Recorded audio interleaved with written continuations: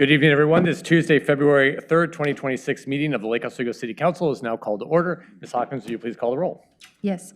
Mayor Buck? Here. Councilor Burdick? Here. Councilor Corrigan? Here. Councilor Raff? Here. Councilor Afkin? Here. Councilor Mahboub? Here. Councilor Wendland? Here. Thank you. Thank you very much. Now, everyone, will you please stand, remove your hats, and join us in the pledge? I pledge allegiance to the flag of the United States of America and to the republic for which it stands, one nation, under God, indivisible, with liberty and justice for all. Thank you, everyone. This month of February, we recognize Black History Month, and we honor the contributions, resiliency, and leadership of Black Americans, both throughout our nation's history and within our own community. This month is an opportunity not only to reflect on the past, but to recommit to building a future rooted in equity, inclusion, and opportunity for all. Black history is American history, and its legacy continues to shape who we are today and who we strive to become as a community. You will find this proclamation, as well as all other proclamations, on the city website. And now we're going to move into public comment. If you are here to provide public comment and have not already done so, please fill out one of these white request to provide public comment forms on the back table and hand it to Ms. Hawkins. We are going to start on Zoom with Jonathan Eder.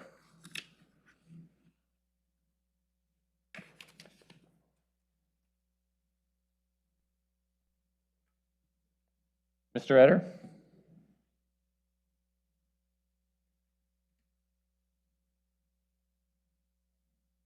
Mr. Eder, are you there? Yes, hello, thank you. Okay, hello, good evening. Hi, good evening. Mr. Eder, you'll have 3 minutes. I know you don't have the timer, so I'll just remind you, okay? Thank you. On May 28th, 2025 at 12:22 p.m., a former Lake Oswego police officer named Brian McMahon was recorded on video running a red light and speeding in my neighborhood in Hillsdale without lights and sirens.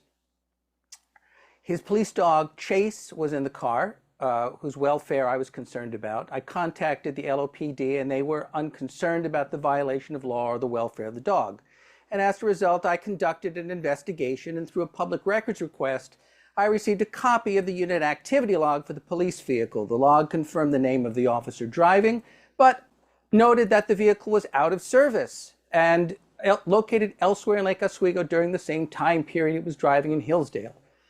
Moreover, the unit activity log listed multiple computer failures, which suggests that the log might be inaccurate. This led me to believe that there might be a chronic and pervasive problem within the LOPD's computerized record-keeping system, which is meant to track its officers and vehicles. When I brought my concerns to the LOPD regarding the discrepancies between its unit activity logs and my video, I was again met with callous indifference.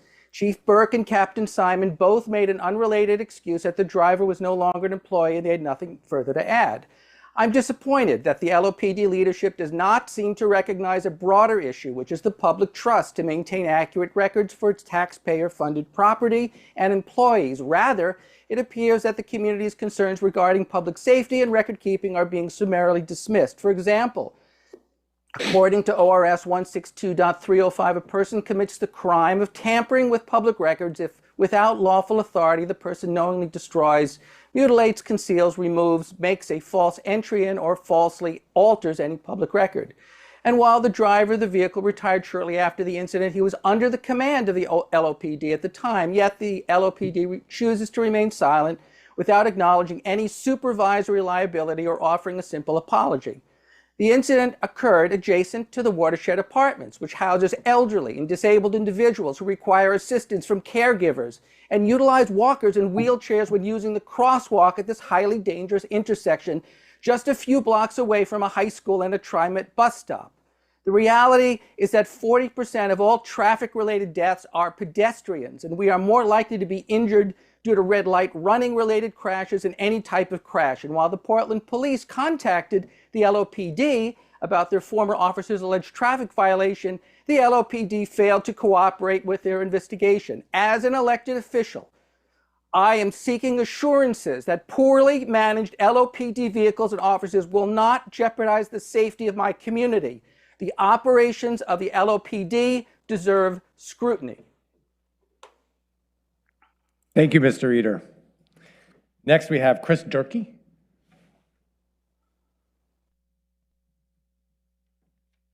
Good evening, Mr. Durkee.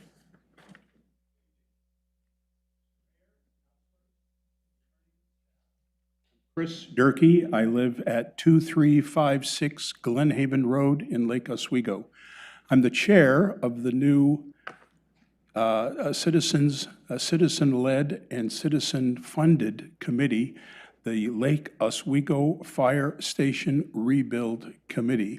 Our website is up and functioning, and it goes by that address, www.lakeoswegoFireStationRebuild.com.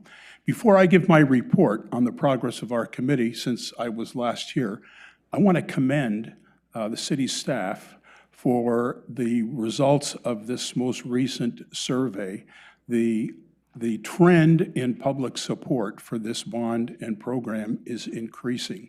And I think that is indicative of the great job the city staff have done, and I think also our committee in getting the word out to the community on why this is so important. Our biggest opponent on this campaign is lack of knowledge about the project. It isn't a hard no, it's the, gee, I haven't heard about it. And once we have a chance to explain to people what this project is and why it's important, then generally they support it. So here's a quick update. Fundraising is ongoing. We raised about 60% of our goal. So the critical items on our budget are funded, but fundraising is still ongoing. So as we get more funds, we'll be able to do even more. Endorsements are moving along well. We have over 70 individual endorsements and 4 or 5 association or neighborhood association or club endorsements, but there are many more that are in the works. We have 15 speaking engagements scheduled right now between now and the election, and many more getting planned every day. Along with endorsements, that's one of our major objectives, to get out in front of people, explain why this is important. The facts in a nutshell, if you would forgive me, or if you would permit me to give my 90-second elevator speech. In a nutshell, after all the farmers markets that we attended and the interface that I've had with the public so far, this is kind of the logical string that to me has appeared to be the most compelling. The first is virtually all the firefighters in Lake Oswego are licensed paramedics. That's the highest medical certification outside of hospitals. That's very rare among other fire departments. Secondly, on a cardiac arrest call or major medical call, 2 companies respond. So you have 6 attending paramedics, and usually battalion chief joints, that makes 7. That's extremely rare. And all 6 of those people, or 7, have a specific role to play in that, in that providing that service. The third, response times in our town are remarkable. The standard from Clackamas County is 90% of the calls have to be in 8 minutes or less. Here, 96% of the calls are 8 minutes or less, and a great many are less than 6 minutes. So the combination of all 3 of those is that the recovery rate for cardiac arrest in Lake Oswego is almost twice the national average. We are so fortunate to have this first responder team in our town. And so the logical connection now to South Shore, this is only possible if we have 4 fully operational fire stations. And if there was a major earthquake, we don't know what would happen to South Shore, but if for some reason it became inactive, inoperable, then the recovery rates, response times citywide are severely impacted. We have to have that 4th fire station. So that's why this is so important. So my ask tonight is that as you travel around and make contacts and have meetings and talk to folks, if you see an opportunity for us to come give a presentation, to talk, to give a 90-second elevator speech or a 15-minute PowerPoint, whatever it is, we're ready. We have an 8-person speakers bureau. So we have a whole team, whenever it is that you can open the door for us, we'll be there. Thank you, Chris. We really appreciate the update, and the website looks great. And you're so far ahead of things, we haven't even referred it to the ballot, so you're on top of it. We're going to get an update tonight, and then, of course, we have referral to the ballot scheduled for consideration at the February 17th meeting. Yeah, perfect. I'll be there. Thank you very much. Appreciate you being here tonight. Nancy Headley and Mark Woolman.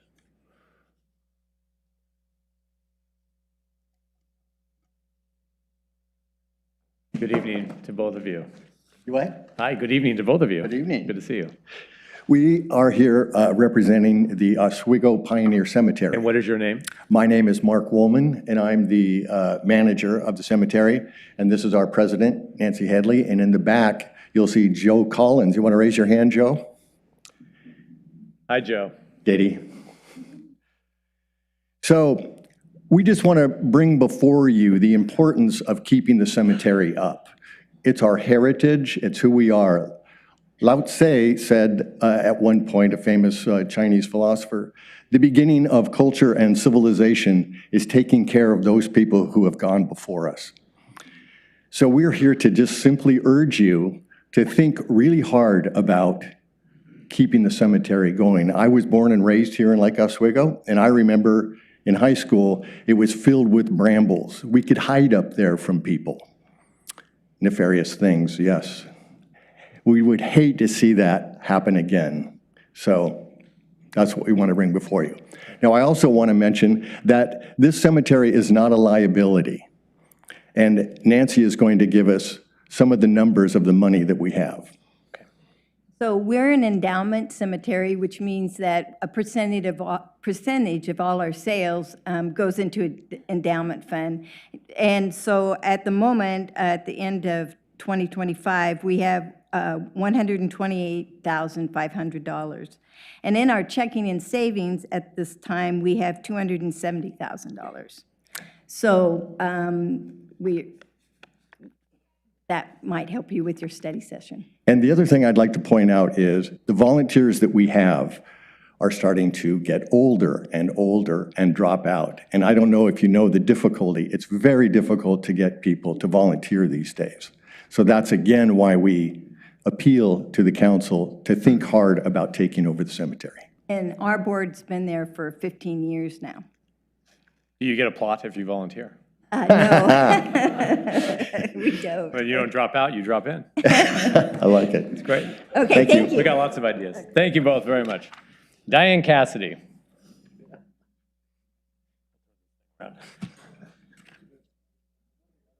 Oh, thank you. You don't come enough, You're missing the zingers. Hi, Miss Cassidy. Good evening. Hi, Diane Cassidy, Lake Oswego.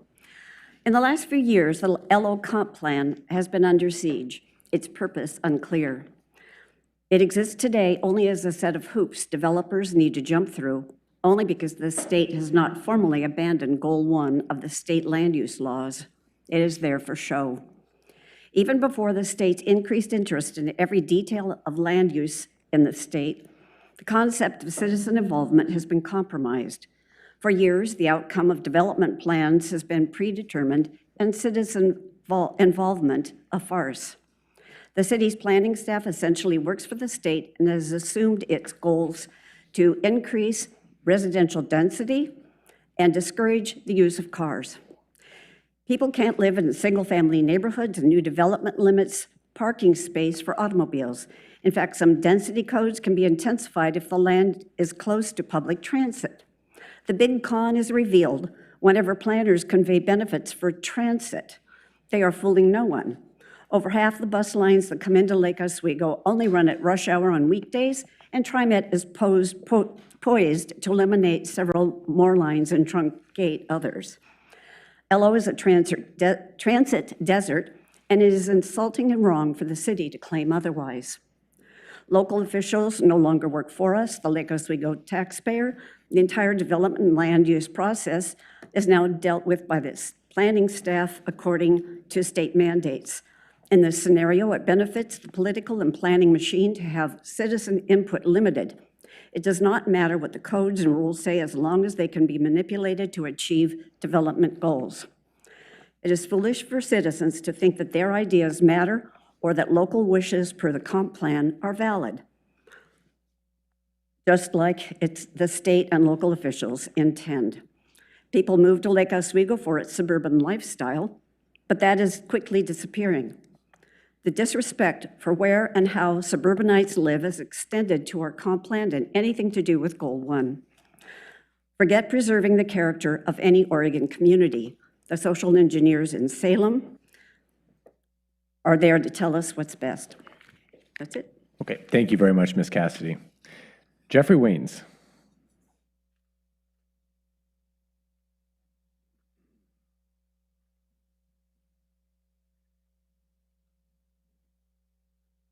Good evening.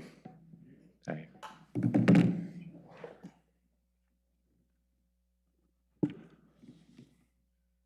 Good evening, members of the City Council and city staff. I'm Jeff Weens. Last Thursday, I went for a 5-mile walk in the morning, and it seemed like everywhere I went, especially in my First Edition neighborhood, I walked through gas-powered leaf blowers. It's bad during the week, but especially Thursdays. So when I got done with my walk, it was about 1 o'clock, I decided that I was going to drive to Portland and see how their ban on gas-powered leaf blowers are going. So I got in my electric VW Golf and I drove to Portland, and the first place that I went was the Irvington neighborhood. That's a historic neighborhood with tree-lined streets. So I drove to the neighborhood, I went real slow, I rolled my windows down. I can hear a leaf blower from several blocks away, and I didn't hear a single leaf blower. So then I went up to the Alberta district, drove around there, absolutely nothing. So I'm thinking, well, maybe they're south of me, so I drove all the way to Reed College. Drove around Reed College, stopped my car, rolled down the windows, never heard one. Then I went up to Mount Tabor neighborhood. When I was in the Irvington neighborhood, I saw a mail carrier, and I asked her, how often are you walking through gas-powered leaf blowers on your route? And she said, never. She says, I don't see any. I said, what about before the ban on January 1st? And she says, oh yeah, I saw them then. And then as she was walking away, she looked at me and smiled and said, and I really appreciate that, by the way, that I don't have to walk through them. This is exactly what I thought would happen. If the city bans gas-powered landscaping equipment, that means that all city employees will stop using them.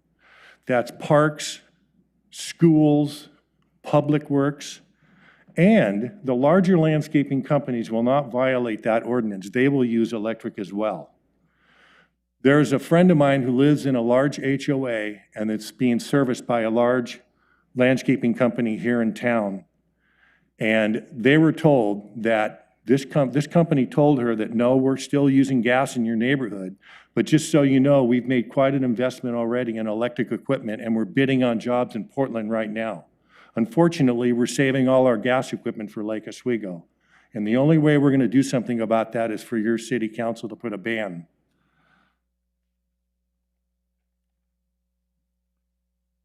Gas-powered leaf blowers produce loud and toxic smoke. Please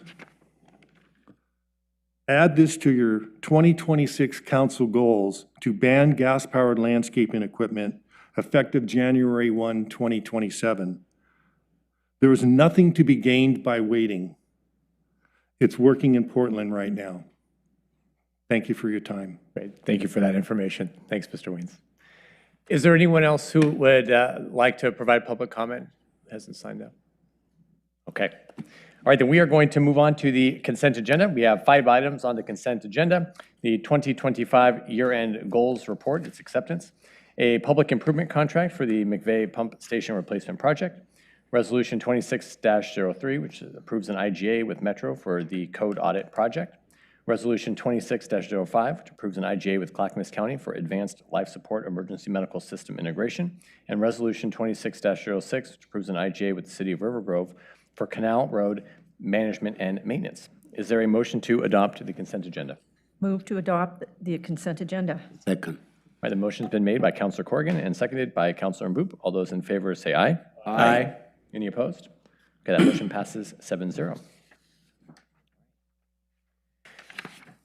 Okay, now we are going to move into a public hearing in consideration of Ordinance 2964. This is code amendments to update the use-specific standards for home occupations and create regulations for urban agriculture. I'm going to invite our Community Development Director, Jessica Numanalu, and Associate Planner, Michael McNamee, to please come forward, and I'll ask Legal Counsel, Ms. Tatoyan, to please read the procedures for tonight's hearing.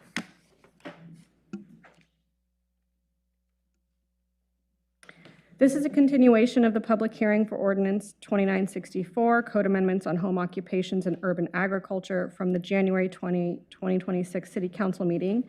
Staff have made a presentation and public testimony has been taken.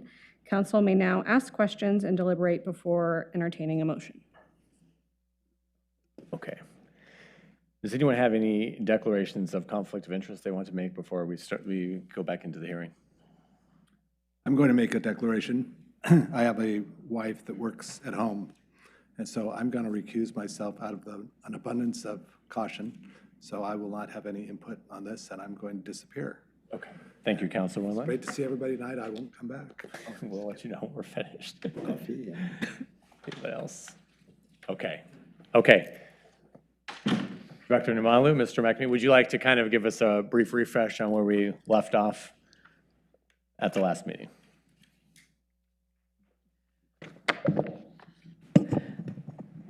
The council concluded the public hearing and were deliberating. Where we left off, the council had specific concerns or were having discussions, excuse me, about some of the recommendations that the Planning Commission had put forward. I know there were some issues with the number of clients that would be limited on the site was a consideration, and then the other consideration was whether or not to allow outdoor activity. And am I forgetting anything? I think those were sort of the two main issues that the council was deliberating on, and of course, we're here to answer questions, provide clarification, and Great. Thank you. No, we appreciate that. I think as a reminder to my colleagues, so we set into this because the city's regulation standards for home occupations thus far have been that you can engage in a home occupation so long as it doesn't interfere with the character of the neighborhood. And so if you go on the city's website right now, it kind of lays out, but in these subjective terms, what's required. So we haven't had no regulations, but people kind of understand, okay, I can engage in a variety of things, but I just can't, it can't interfere with the character of the neighborhood. And we wanted to put some more objective standards around that because it's really difficult for code enforcement then when conflicts arise to enforce because it's just open to the subjective interpretation of what's interfering with the character of the neighborhood. The Planning Commission made some recommendations that I feel like completely kind of removed any guardrails, and I don't think that was the council's intention in setting forth with this work, was to take the parameters, the subjective parameters, albeit that we had, and replace them with no parameters. And so let me just make kind of a proposal and throw it out there. So we have, as Director Numanalu mentioned, we have kind of the two parts of this. We have the outdoor activity, and then we have the type B businesses, which are home occupations where they might have customers, clients visiting the home. And instead of putting on, so if we just focus on the type B, these are indoor activities for a moment, I think it was difficult for us and the Planning Commission to come up with a specific number. Is it 5 people at a time? Is it 8 people at a time? Because I think it varies so much based on the circumstances. People might have an ability to really, it's really to park people off-site, for instance, and I think for, if I'm kind of channeling all of us here, I think it's not so much an issue with how many folks, how many clients or customers people have at a time, but it's the impacts of that. It's if, cars are parked all over the streets, in a constrained area, at multiple times every single day, people are going to notice and feel that impact. But there's other areas where it's not an issue at all. People have a lot of room on their property to put cars, and I think we all have a lot of respect for private property rights, thinking, hey, if you got the property and you fit people on there, I mean, we don't care what you're doing inside your house for the most part. So I wanted to propose, instead of putting a number limit, that, and I talked to Director Nwala, who helped me out with this a little bit, thinking about what we could do that, again, would meet our standards of enforceability, is to address the, is just to address that parking issue. So we would say that the home occupation shall not create a pattern of parking or queuing that is visibly inconsistent with surrounding residential uses. So basically, as long as the occupation itself doesn't generate a kind of array of parking out in the neighborhood that's inconsistent with what has been before, then it's fine. What do you all think about that?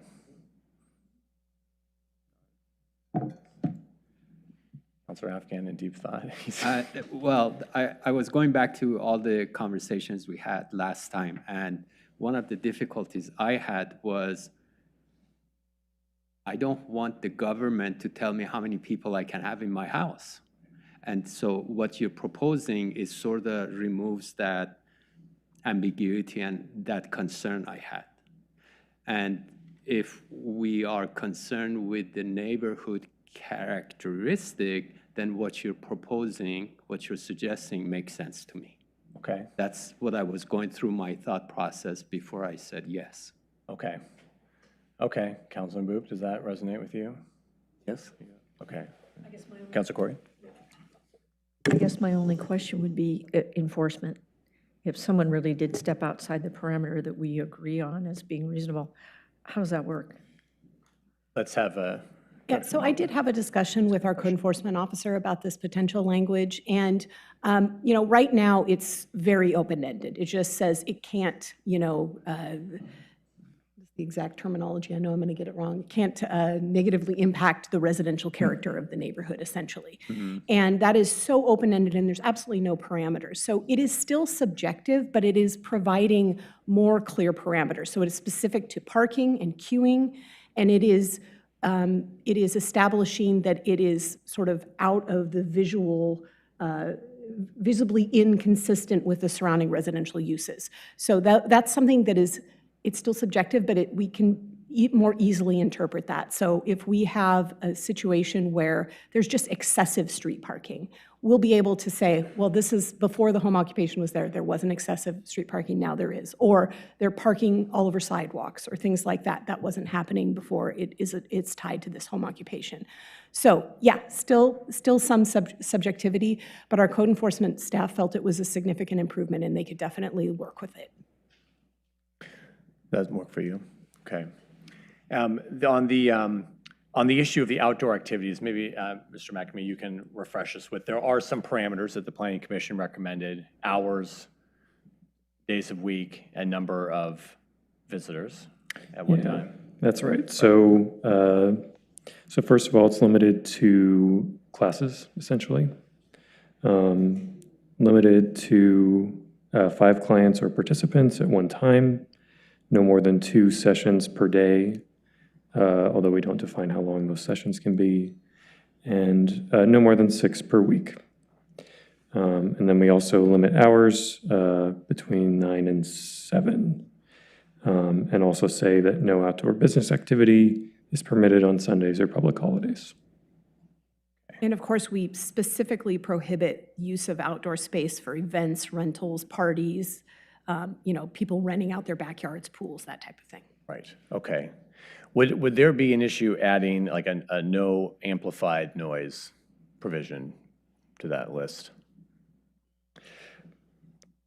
That was something we looked into at sort of close to the beginning of this process, and there was a lot of concern about it in the survey that we sent out.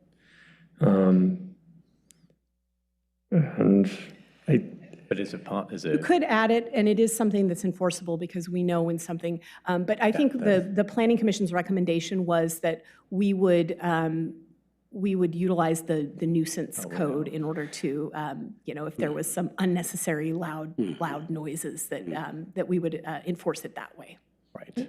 I know, that is so tricky, though, because, it's, I mean. Yeah, So- speaking of tricky, I think it's also tricky to define what amplified noise is.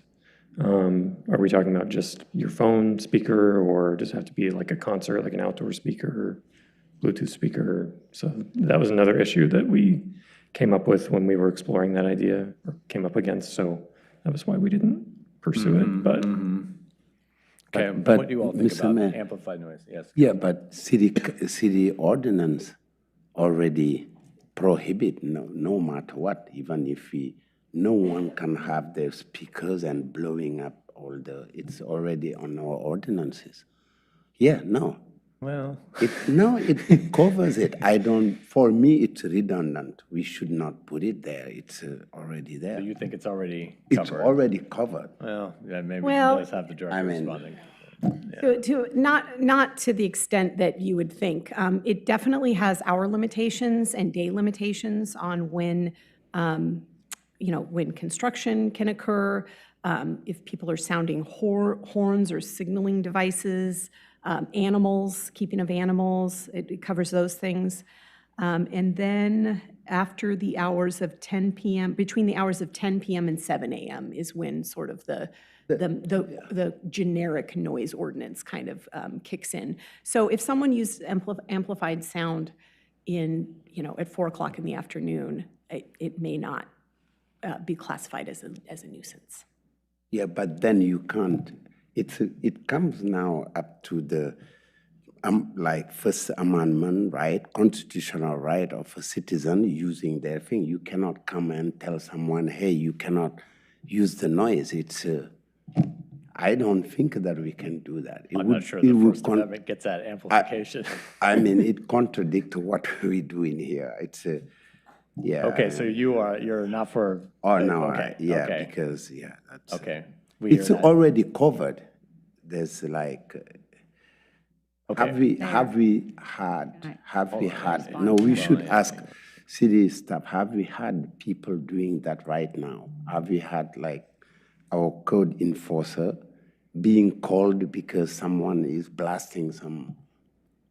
In the context that I am aware that it happened, it was someone who is holding outdoor events, which would no longer be allowed.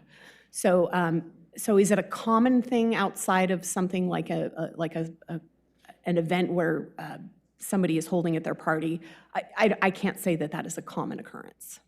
Okay, Councilor Verdict and then Councilor Afghan. I just want to clarify to Councilor Mboop that the noise ordinance does not cover all noises, like someone playing their music really, really loud. It somewhat does once you get after 10, but even that can be tricky to get that addressed. So unfortunately, our code is not perfect right now. Living next to, again, this is not a business that would be affected by this, but who likes to do events across the street from me, no. Our ordinance does not cover everything, so. Would you be in favor of an amplification provision? No. I lean towards yes. I think more towards like a microphone, if someone's amplifying their voice through a microphone or something, I think it does get a little tricky with the speakers.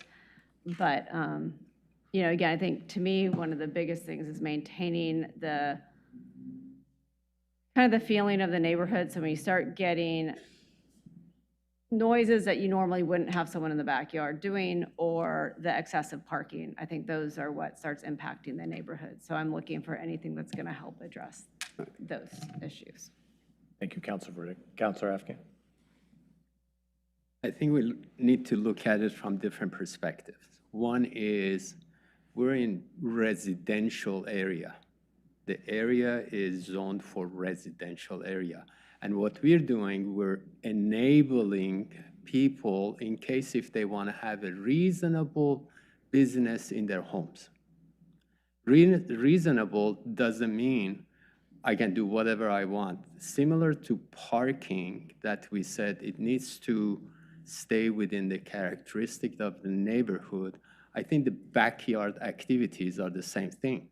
Meaning, if you have 22 people in the backyard, I know that doesn't allow it, but everyone is calm and quiet as a neighbor, I welcome that. But if they have 3 people and they have a iPhone speaker, iPhone 17 speaker, and they're jazzercising 5 days out of the 7 days, and I'm retired and I'm enjoying my backyard, I would have a problem with that because it's a residential area, not a business making noise area. So I am for making it more constringent and saying no speaker of any kind for the business. If you have a party in your backyard, Right. Well, this is just. more power yeah, to you. yeah. But for Okay. businesses, I wouldn't want to hear any noise, unusual noise from my neighbors. Okay. And right now, we don't allow any outdoor Activity, correct. activities. So we're trying to create some expectations to allow. I mean, well, originally we had just said no outdoor activity, but we're considering some reasonable regulations around it. Councilor Corrigan. So I favor no outdoor activity. I think that neighborhoods are for neighbors, commercial areas are for commercial activity. And we sit here and we are forced to increase density. I mean, look at our glass cottage. We couldn't even save the tree for the folks in the cottage clusters, right? So imagine how they're going to feel when somebody does what we're proposing here, and they are in the cottage next door, and they're only having 5 people at a time, 2 sessions a day, 6 a week from 9 to 7 at the cottage next door. And then how about the cottage next door to that? How about the cottage next door to that? I mean, I think this will have unintended consequences that are really negative for what's a really nice place to live. Homes are our last refuge in a very noisy, busy world. And I believe this is allowing a backdoor violation of our residential zoning. So I would prefer no outdoor activity. Let's keep the status quo. No outdoor activity.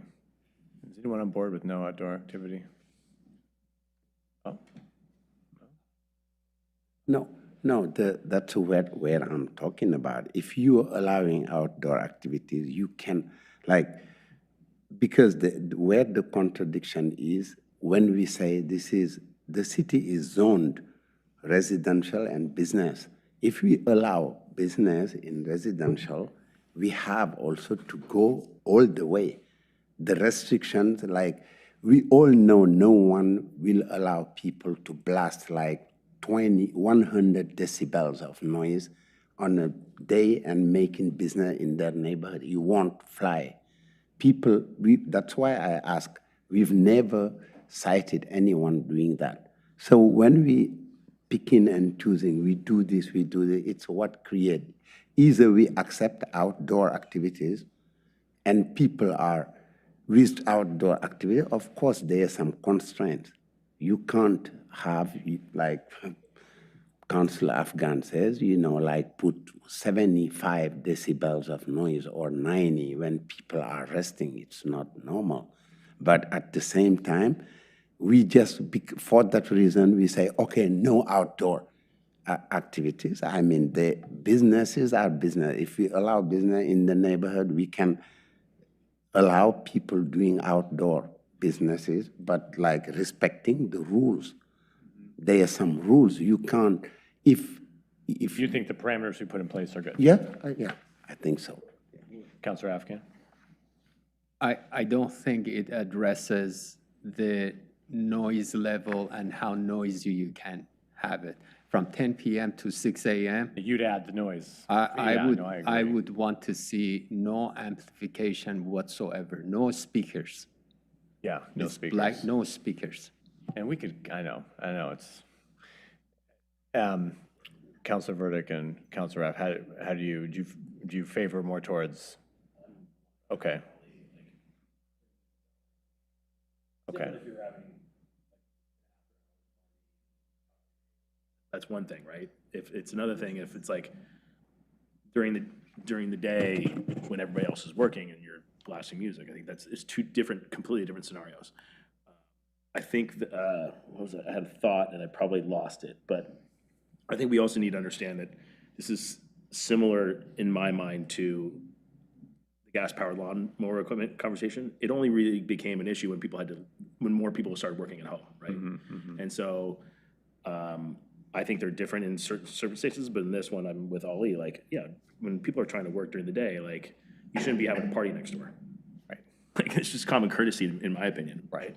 Now look, maybe if you have good neighbor and they're like, hey, Rachel, I'm going to do something today. Are you cool with it? Then, but I don't know if most people do that. So Yeah, exactly. Well, I think, yeah, and that is the thing. I mean, most people see the current regulations, they want to be good neighbors, and that's why we don't see a lot of issues. But it's important to remember, it's not no regulation right now. And that's why I'm worried if we come in and just say, hey, you know, do whatever you like, well, then people will do whatever they like, and I think it will be an issue. I think if there's a way to incentivize people to talk to their neighbors, right, that's the best situation, right? Yes. Just come up with, we're all friends here, like, come on, right? That's not, I'm the no over-regulation guy. That's right. But sometimes you got to have a regulation in place to force the conversation. Well, that's right. We just need something when in rare situations where Mr. Youngblood and Director Numanlu have something they can sink their teeth into and are, you know, left in a, so I'm hearing movement towards wanting to adopt the proposals with in regards to type B businesses, adding that parking or that kind of, I don't want to call it it's not a parking regulation.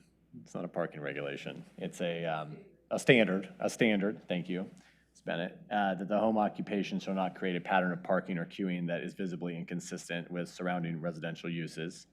And then in regards to outdoor uses, to add a no amplified noise provision to the standard in addition to the other standards that that are mentioned. And I hear Councilor Corrigan's dissent there. I agree. We are allowing uses kind of as exception to the residential character, and are still hoping and our intention is that neighbors will be good neighbors if they're running a home occupation and still operate them in accordance to the subjective standards we had before, but you know, following these objective criteria that we've put in place. Mr. Mayor, yes, I think this may be wordsmithing. Amplification could be, I have my iPhone that's blasting all these windows, but I'm not amplifying. But if we say black and white, no speaker of any kind, that means you can't use your iPhone, you can't use your boombox, you can't have any artificial sound out there. So I wanted to share that. Thank you. I'll make it work. But what if they're singing? There's no amplification and they're outside and singing loud. What? You better hope they're good. Huh? Okay, because you're talking noise. Noise is not only amplification. Come on, guys. I don't want to have to bring up the trombone thing again. I know, we talked about the trombone, the beginner trombone. I know. Yeah. We talked about that. And trombone. These are worst case scenarios. People will move. I know. It's horrible. Then it goes back to what Council Corrigan was saying, no outdoor activity at all. So if I can, let me propose a motion that we tentatively approve ordinance 2964 and direct staff to return on February 17th, 2026 with the final version of the ordinance, including the amendments. Oh, you want me to put the amendments in? Okay. I move that we tentatively approve ordinance 2964 with the following amendments, that we add a standard to the type B business that the home occupation shall not create a pattern of parking or queuing that is visibly inconsistent with surrounding residential uses. And we add to the standards for outdoor occupations, in addition to what's already been proposed, no amplified noise. And that we direct staff to return on February 17th with a final version of the ordinance, including our findings and conclusions for LU 25-002. I second that. Okay, I mean, is that ordinance, or is that? Yeah, I just want to make sure that, so the motion is to choose option 1. Allow outdoor uses. Thank you. Yes, yes, correct. Okay, motion's been made and seconded. Is there any further discussion? All right, we'll do a roll call, please, Ms. Hawkins.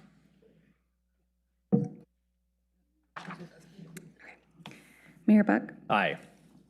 Counselor Burdick, Aye. Counselor Corrigan, No. Counselor Raff, Aye. Counselor Afghan, Aye. Counselor Maboop. Aye. Okay, that motion passes 5-1. All right, thank you very much, Director, Mr. McAmey. Can we go grab John? Thank you, everyone. Yes, okay, thank you. Here. Thank you, everyone.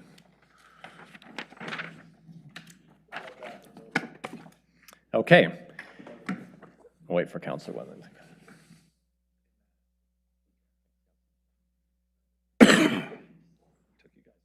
I know.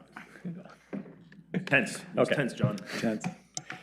Okay, now we have another public hearing. This is on ordinance 2971. This is regarding 4,000 Cruiseway Place. It's comprehensive plan map and zone map amendments. This is LU 25-0029. We have senior planner Ellen Davis joining us, and I will ask that Ms. Tatoyan, again, please read us the hearing procedures. Now is the time set for public hearing on ordinance 2971, comprehensive plan and zone map designations for properties at 4,000 Cruiseway Place. The public hearing process is as follows. First, presentation by staff, followed by 15 minutes for the applicant's presentation. Then we'll have 10 minutes for a representative of a recognized neighborhood association, homeowners association, government or governmental agency, or other incorporated public interest organization, followed by 5 minutes for each other person and 5 minutes for the applicant's rebuttal. Any person in attendance eligible to testify may cede their time for testimony to another eligible person, but in no case shall any person's testimony be increased to greater than 10 minutes. Only persons who testified either orally or in writing before the Planning Commission are eligible to testify either orally or in writing before the council. Testimony shall be limited to argument regarding issues raised before the Planning Commission and shall be based solely upon the record before the Commission. No new issue or evidence may be raised or presented to the council that is not in the record before the Commission. An issue that was not presented with sufficient specificity to have afforded the parties and Commission an opportunity to have responded to the issue precludes raising the issue to this council and on appeal to the Oregon Land Use Board of Appeals based on that issue.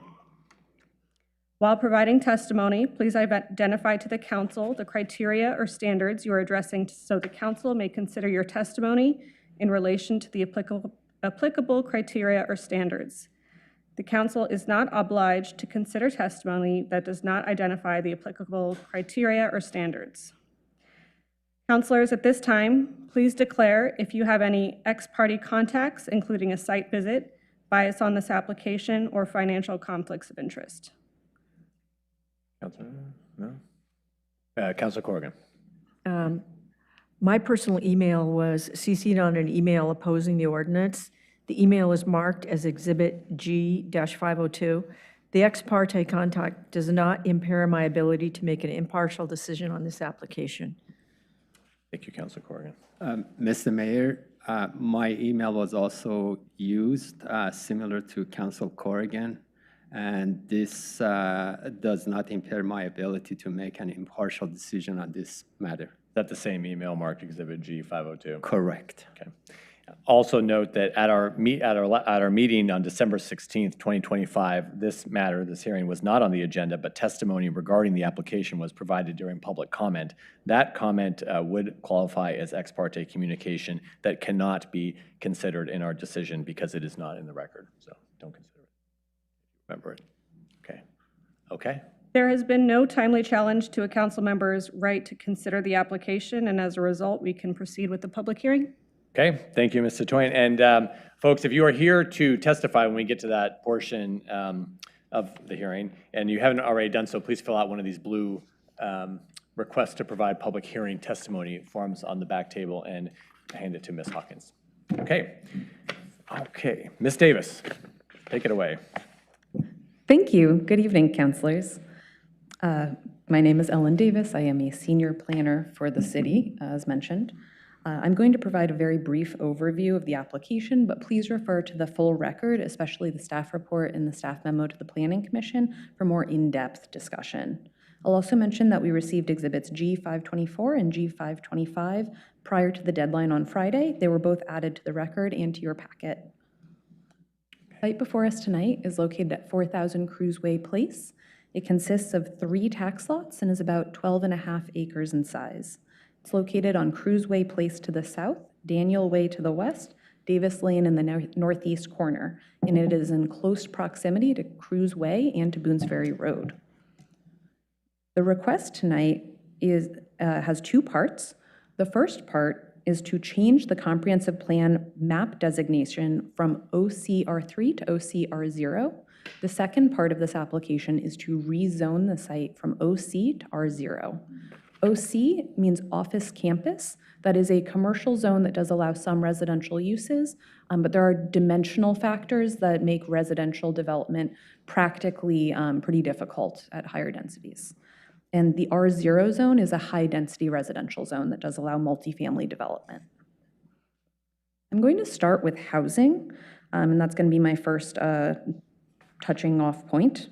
The city is working on increasing our housing capacity. As a council, you've worked on our housing needs analysis and our housing production strategy. One of those housing production strategies that came out of that work is to rezone land to allow housing. We're in a really early phase on a broader citywide, city-initiated rezoning project that you'll see discussed in some of the public comments we received so far on this application.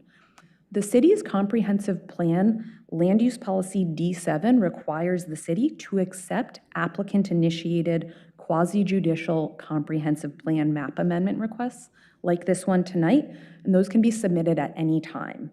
When requests are received, they have to be reviewed based on the applicable criteria. They cannot be postponed or turned away because of another project. Although this proposal is applicant-initiated, it's not part of the citywide project, the proposal tonight still aligns with our housing production strategy to rezone land to increase capacity for housing. Next, let's look at compatibility with the neighboring uses around this site. Currently, there are existing commercial uses to the west and the southwest, and there are assisted living facilities and an apartment complex located to the north, the east, and the southeast. Commercial and high-density residential uses are generally compatible with a high-density residential comp plan and zoning designation. This proposal also aligns with the adopted Beluga neighborhood plan because the site's location is located off of arterial roadways near existing office campus complexes and multifamily development. It is not located within an established low-density residential neighborhood.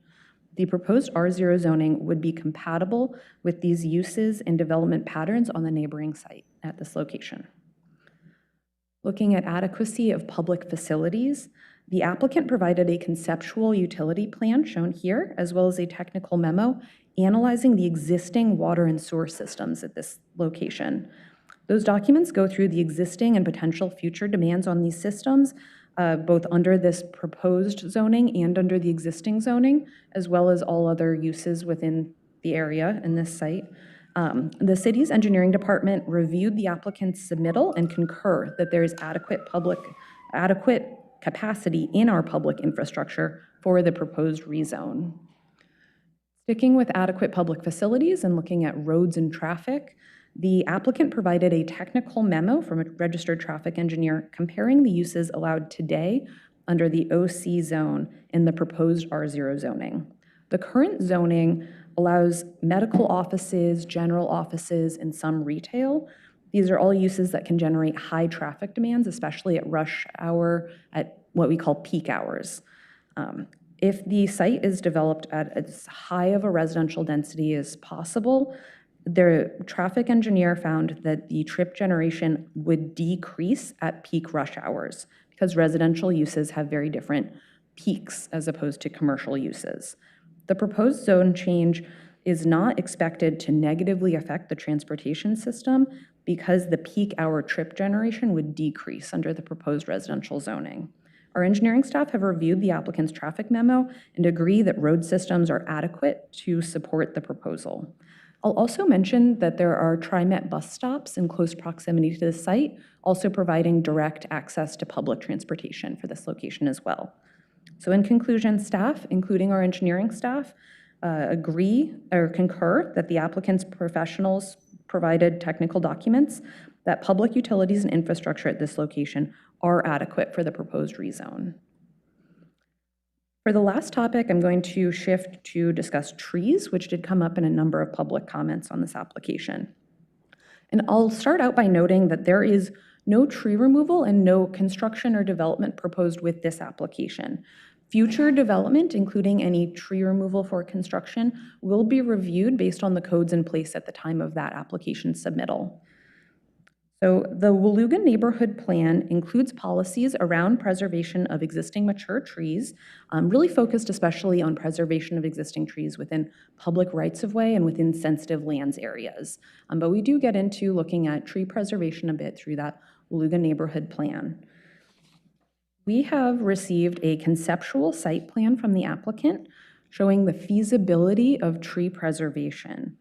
This plan identified, or on this plan, the applicant identified 2 potential locations for focused tree preservation. On the left side, or the west side of the site, that area corresponds with a sensitive lands area in resource protection district around Three Sisters Creek.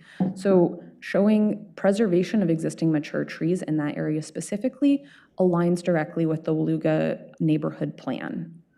There's also a targeted area identified for potential focused tree preservation in the middle of the site, and that appears to be addressing public comments that came up and shows that it is feasible to protect and preserve existing trees on the site while still developing the site in a residential, high-density way.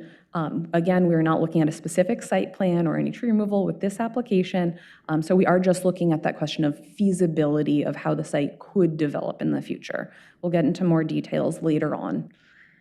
And so in this conceptual site plan, the applicant has demonstrated that it is feasible to develop the site under the requested R0 zoning while preserving existing trees, especially within sensitive lands areas as required by the Waluga Neighborhood Plan. So in conclusion, the application demonstrates compliance with the applicable plans and policies. For this reason, the Planning Commission and staff both recommend approval. And that closes my presentation. Thank you. Thank you, Ms. Davis. We'll have you come back after the hearing for questions. Thank you very much. Is the applicant here to make a presentation?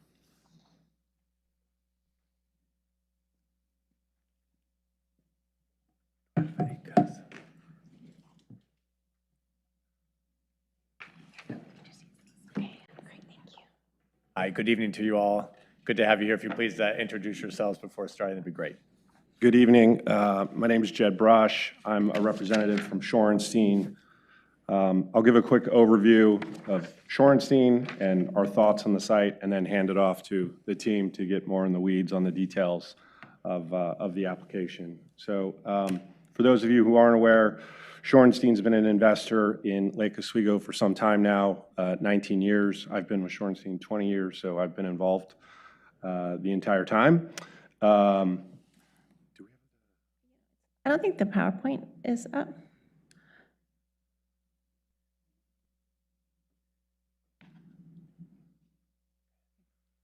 So this is an overview of what we own, 1.2 million square feet across 14 buildings. As I said, we've owned since 2007. We're, in addition to being an operator, so we manage all of our buildings, we're also an experienced developer. We developed a building we refer to as Cruise Oaks 3, 100,000 feet, shortly after we acquired. Around 2008 is when we started that project. And then we've also developed a 158 unit residential building known as Willow, also on Meadows Road.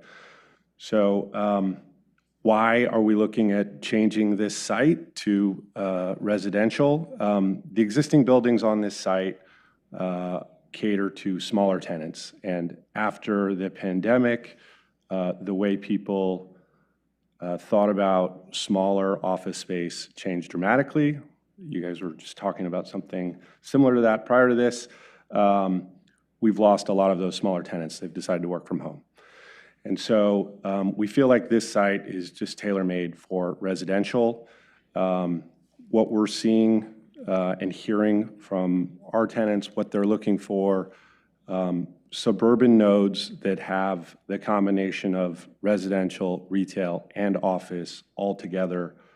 That's what tenants are looking for. That's what's outperforming.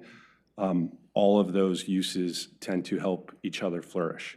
And so our view is this site's tailor-made to help the city meet its housing goals, but also kind of, again, help all the different product types flourish. So that's what we're trying to accomplish here. I'll now hand it off to the rest of the team to go into the details. Thank you very much.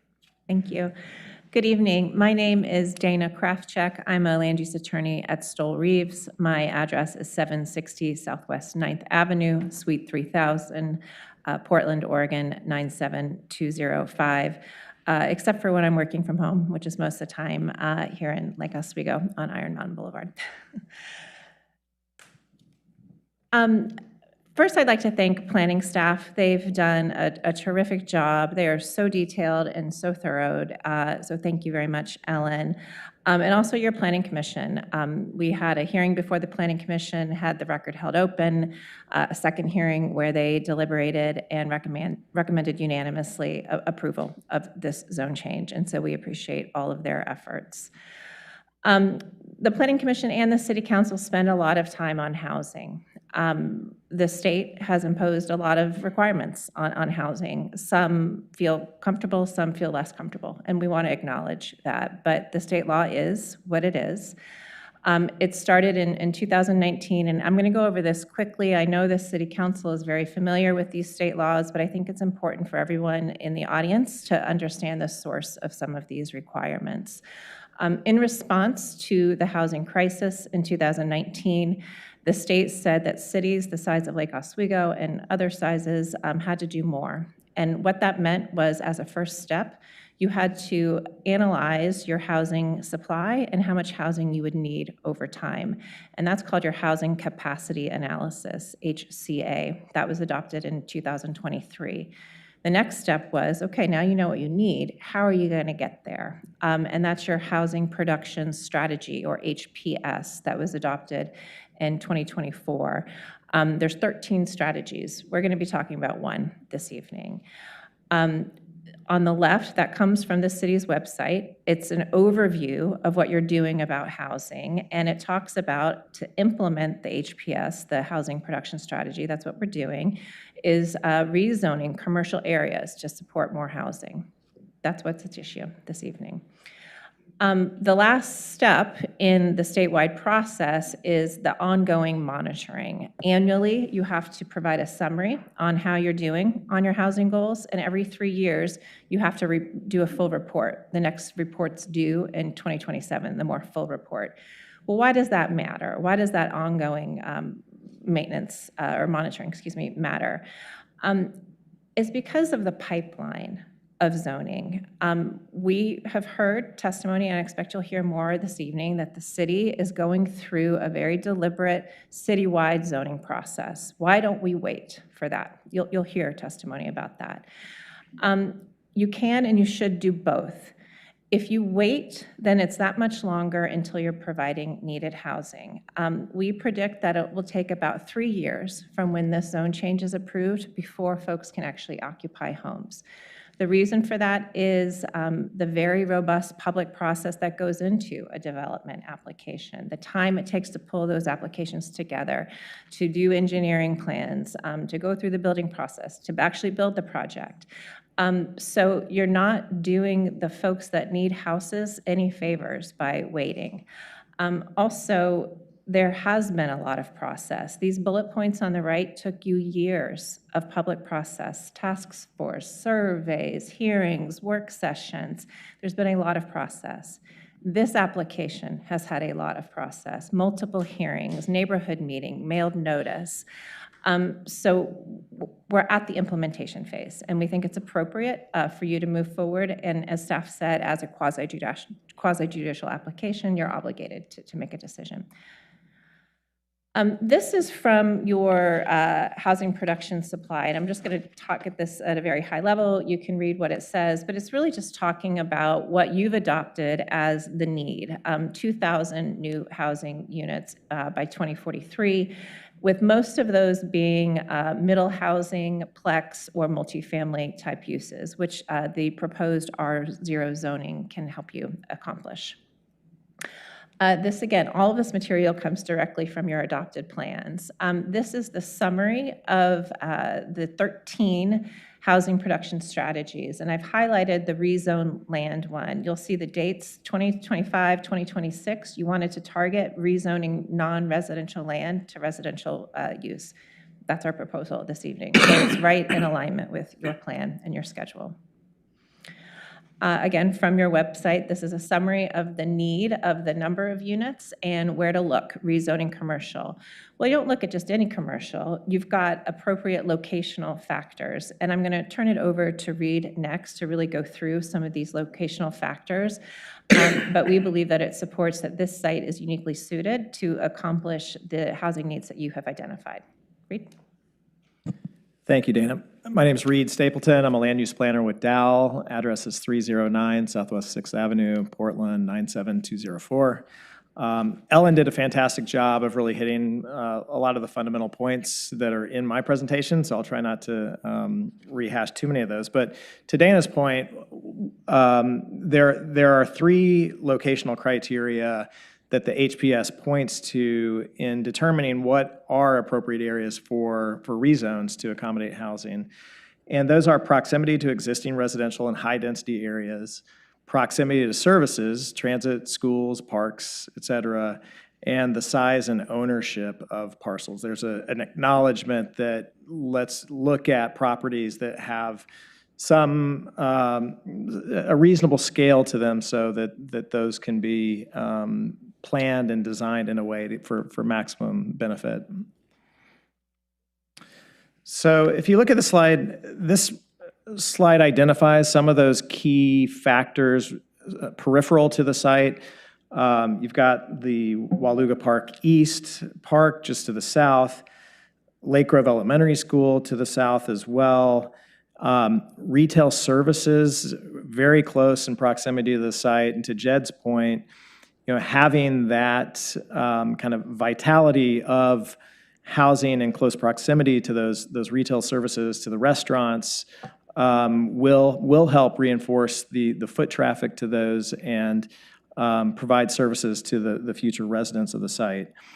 There's employment in close proximity, as everyone's aware, and then 2 transit stops on Boone's Ferry and Cruise Way as well.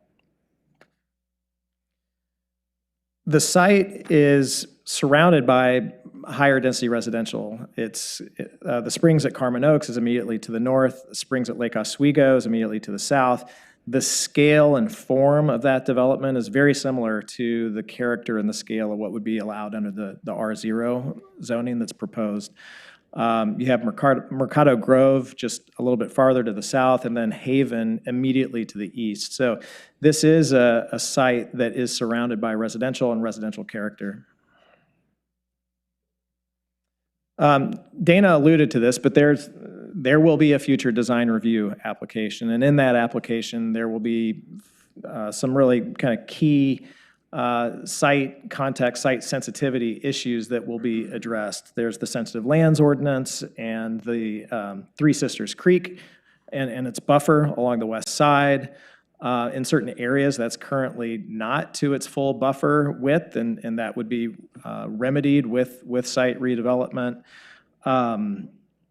There are stands of trees that would be addressed with the city's tree ordinance. We've submitted a schematic site plan that shows conceptually how the site design could be oriented around those features.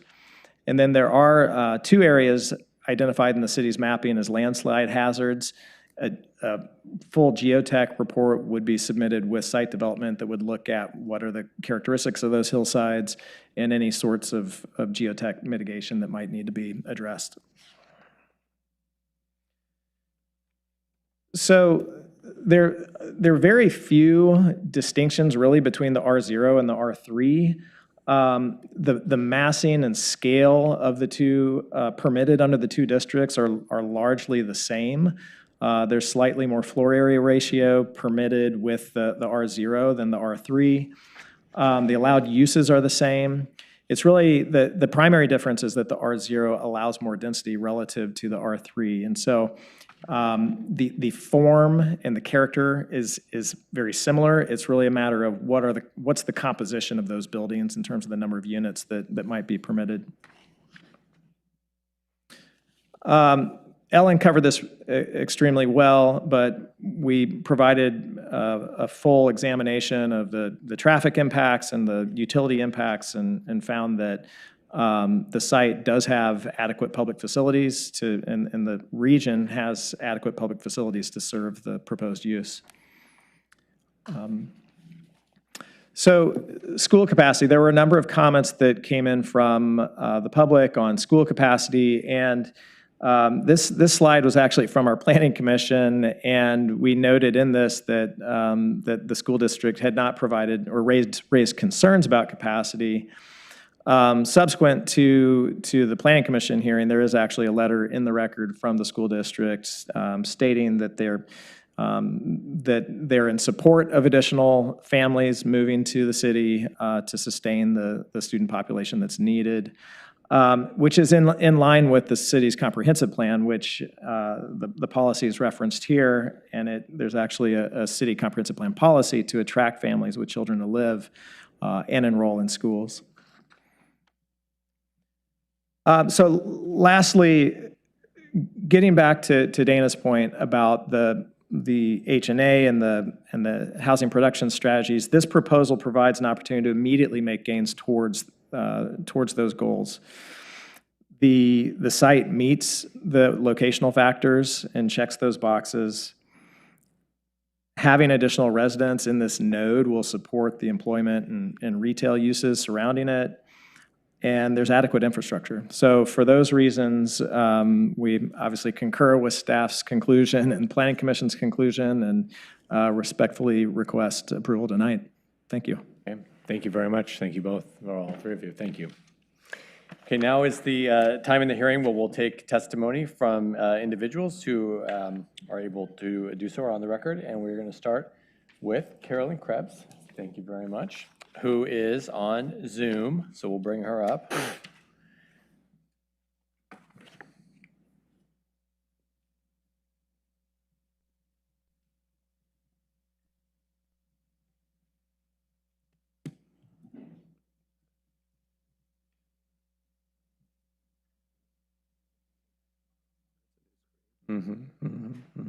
Yeah. Okay, Ms. Krebs. Ms. Krebs, can you hear?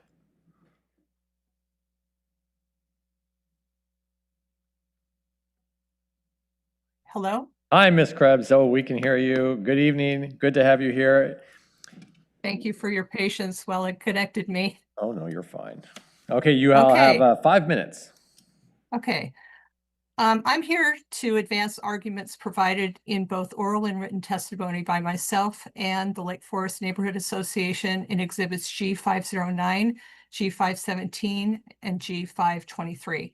While I provided in-person testimony at the Planning Commission public hearing on behalf of the neighborhood, tonight I'm testifying as an individual. Okay. I have worked on several planning projects for Lake Grove. I represented the Lake Forest Neighborhood Association on the development of the Lake Grove Village Center plan. This 3-year effort involved a group of citizen representatives, including commercial property owners, culminating in a community plan that has withstood the test of time. The one major project agreed by this group to catalyze redevelopment within Lake Grove was the Boones Ferry Road project. After serving on 2 committees to refine the plan, I served as co-chair of the Boones Ferry Road project that finalized specific design of the roadway to balance business access, pedestrian and bike safety, and stormwater management while creating a sense of place through design elements. Also, I worked with other community members and stakeholders in creating the statement of community values for the multifamily affordable housing project in my neighborhood, Hacienda El Nido, which formed the basis for considering proposals for the site development. I learned a great deal from this work. The best outcomes are not the simplest outcomes, The low-hanging fruit doesn't always provide what the community wants. It would have been easy to limit the design of Boones Ferry Road, but that would have led to a diminished outcome. There are always trade-offs, but I learned those trade-offs best occur when there is a process that involves detailed and open discussions with all stakeholders. I learned that creating a welcoming environment for residents seeking affordability must include amenities that are often at odds with maximizing density. Once again, trade-offs best occur when there is a process where all voices participate and buy into the outcomes.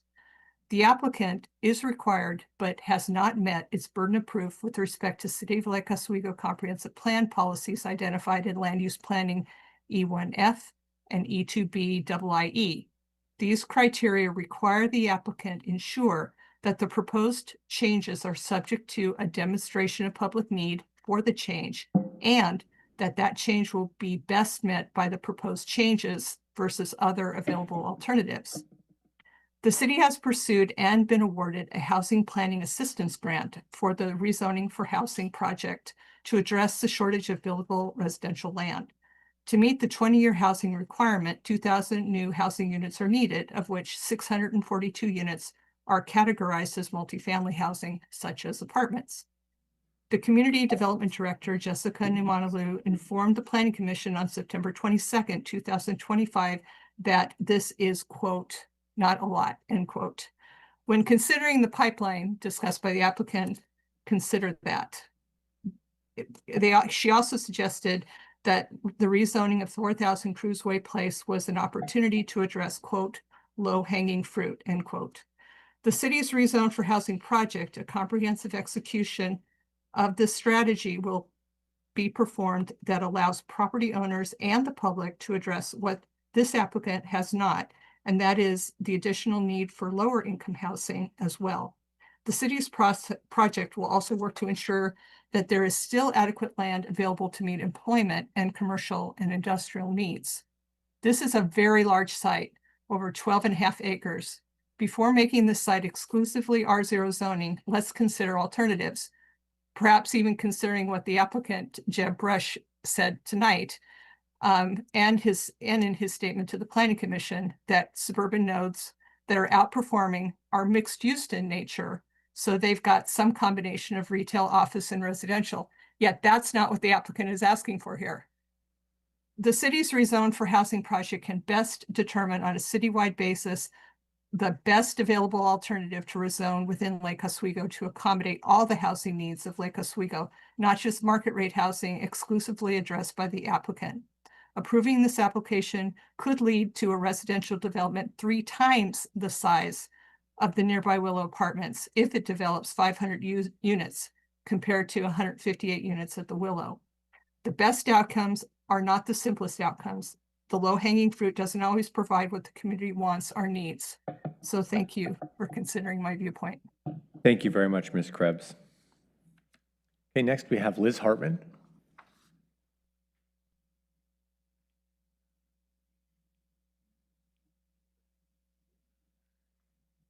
Good evening, Ms. Hartman.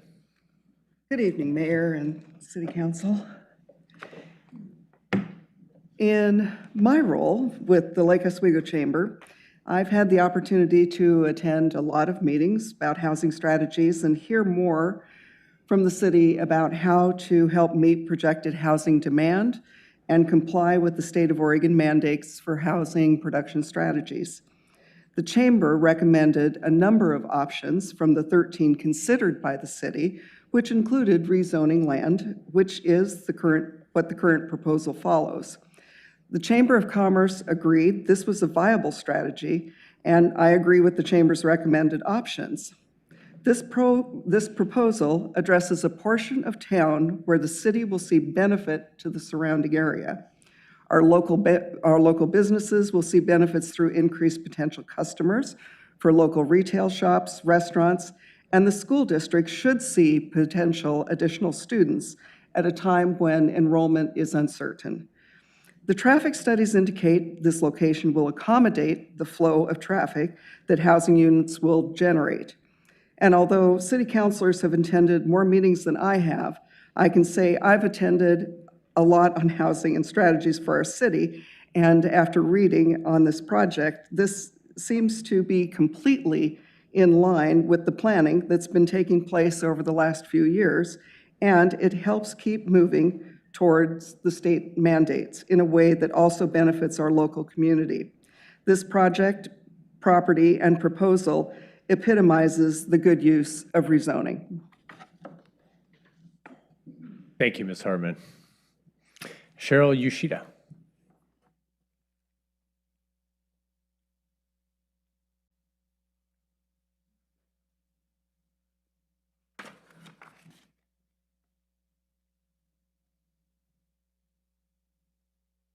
Hi, Ms. Yoshida.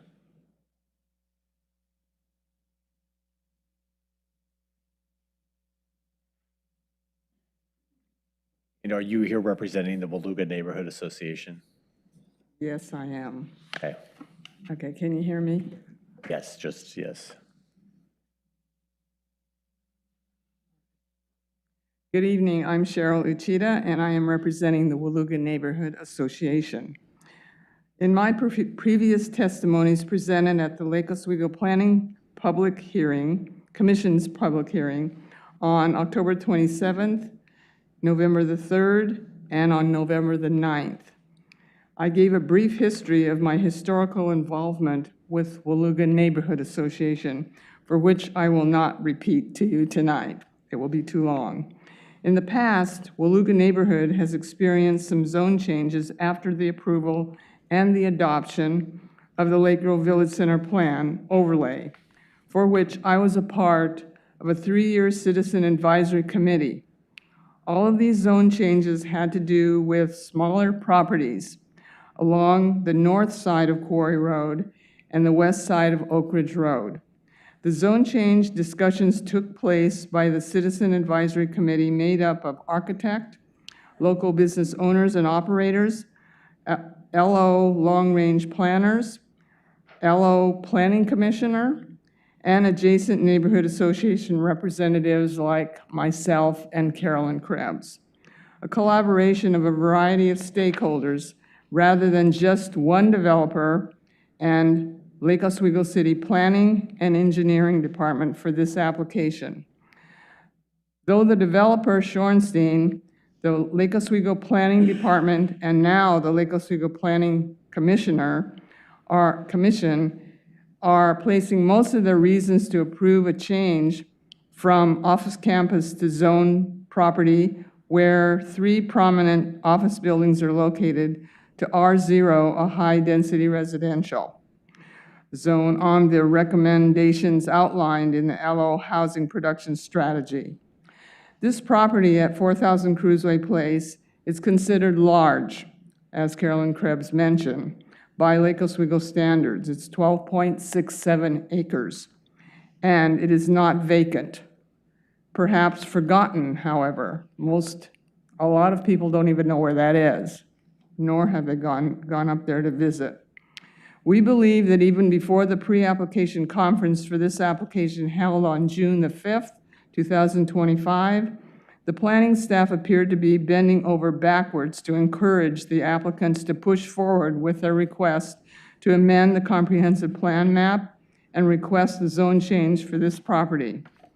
On September 22nd, 2025, Michael McNamee, Lake Oswego Associate Planner, presented to the Planning Commission at a second work session, PP 25-0001, a memo outlining rezoning for housing.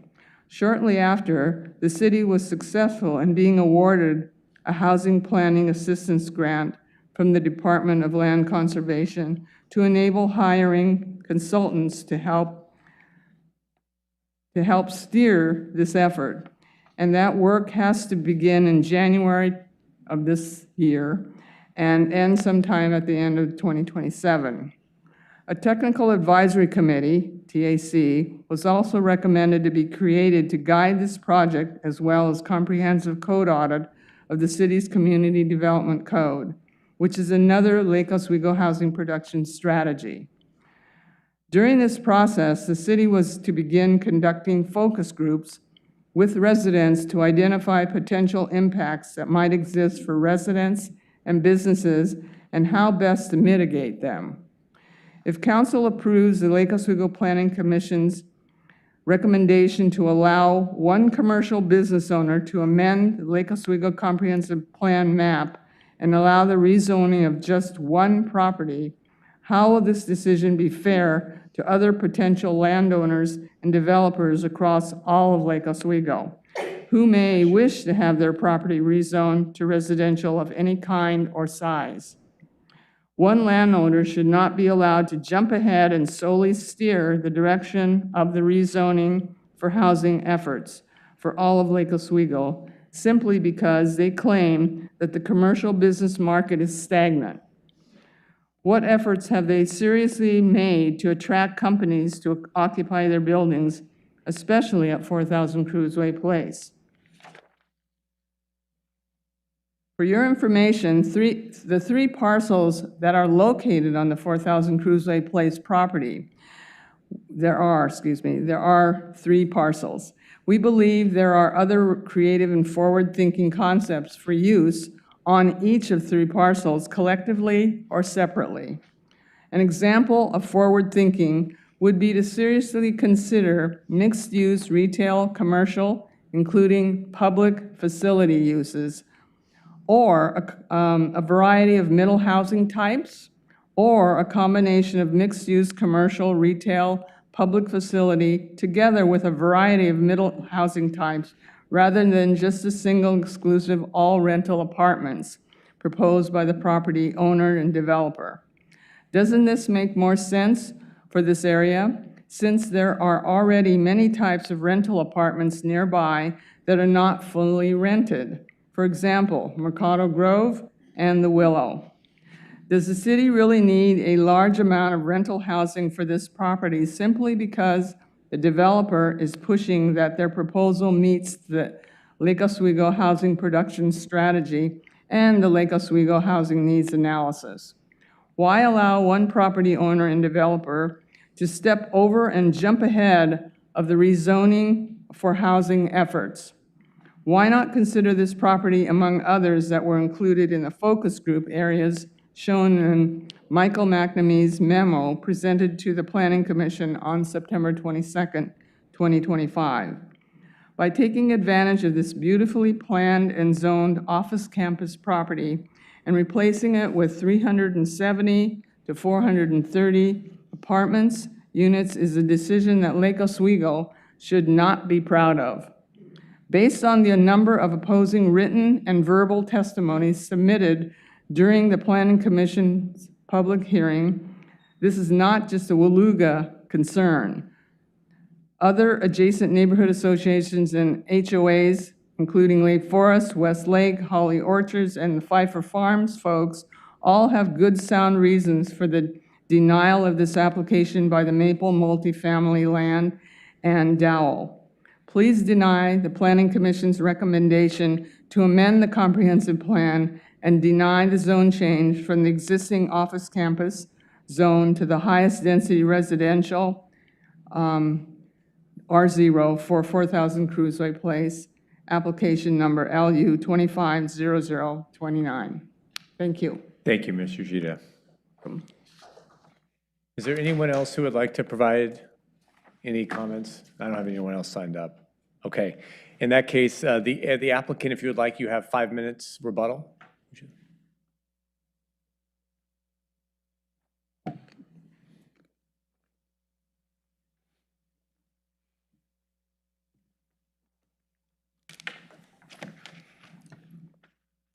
Good evening, Dana Krafchuk again for the applicant, and I've got Reed Stapleton here in case I miss any issues.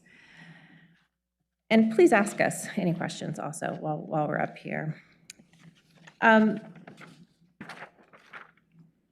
of the comments was whether there's really a need for this housing. And state law requires you to make decisions like this based on your adopted comprehensive plan.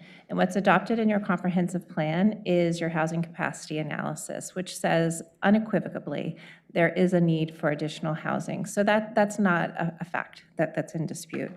I'd also like to note that that need number is the floor. It's not the ceiling.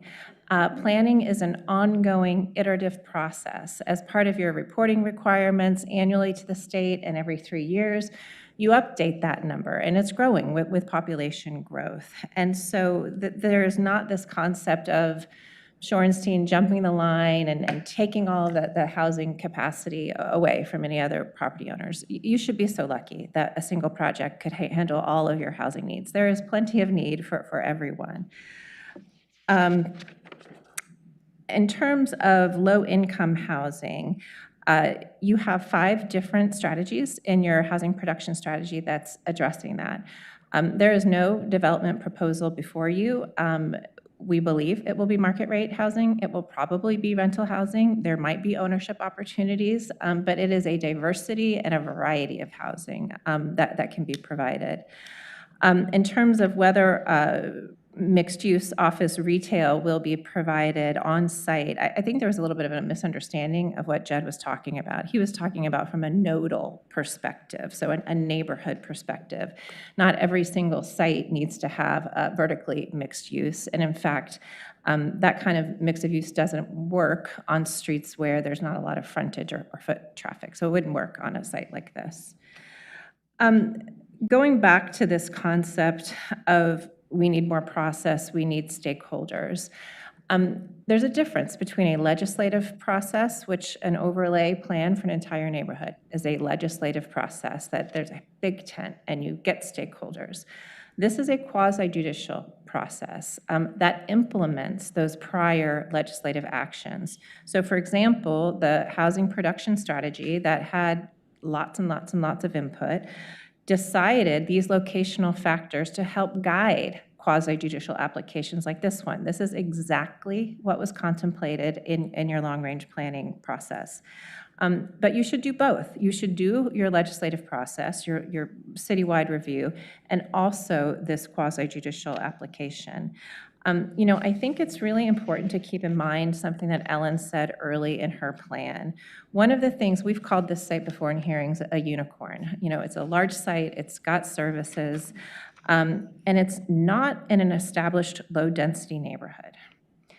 When you're looking citywide and you're trying to scatter this needed housing across the city, you may find yourself needing to look into some other more established neighborhoods. And I don't think that's what this council wants to do, and I don't think that's what this community wants.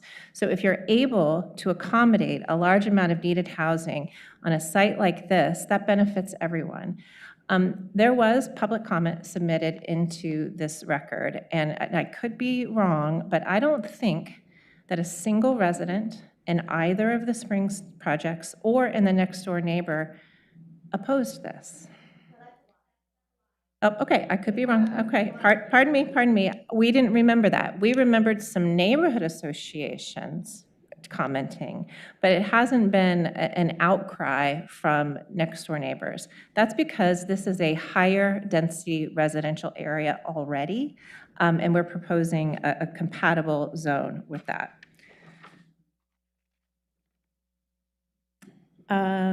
Is there anything that I missed? I didn't have anything else. Okay. With that, we agree with your planning commission. We agree with your staff. This meets all of the approval criteria, and we hope you approve it tonight so that we can start to make a dent in the community's housing need. Thank you very much. Does anyone have any questions? Yeah. Councilor Afghan?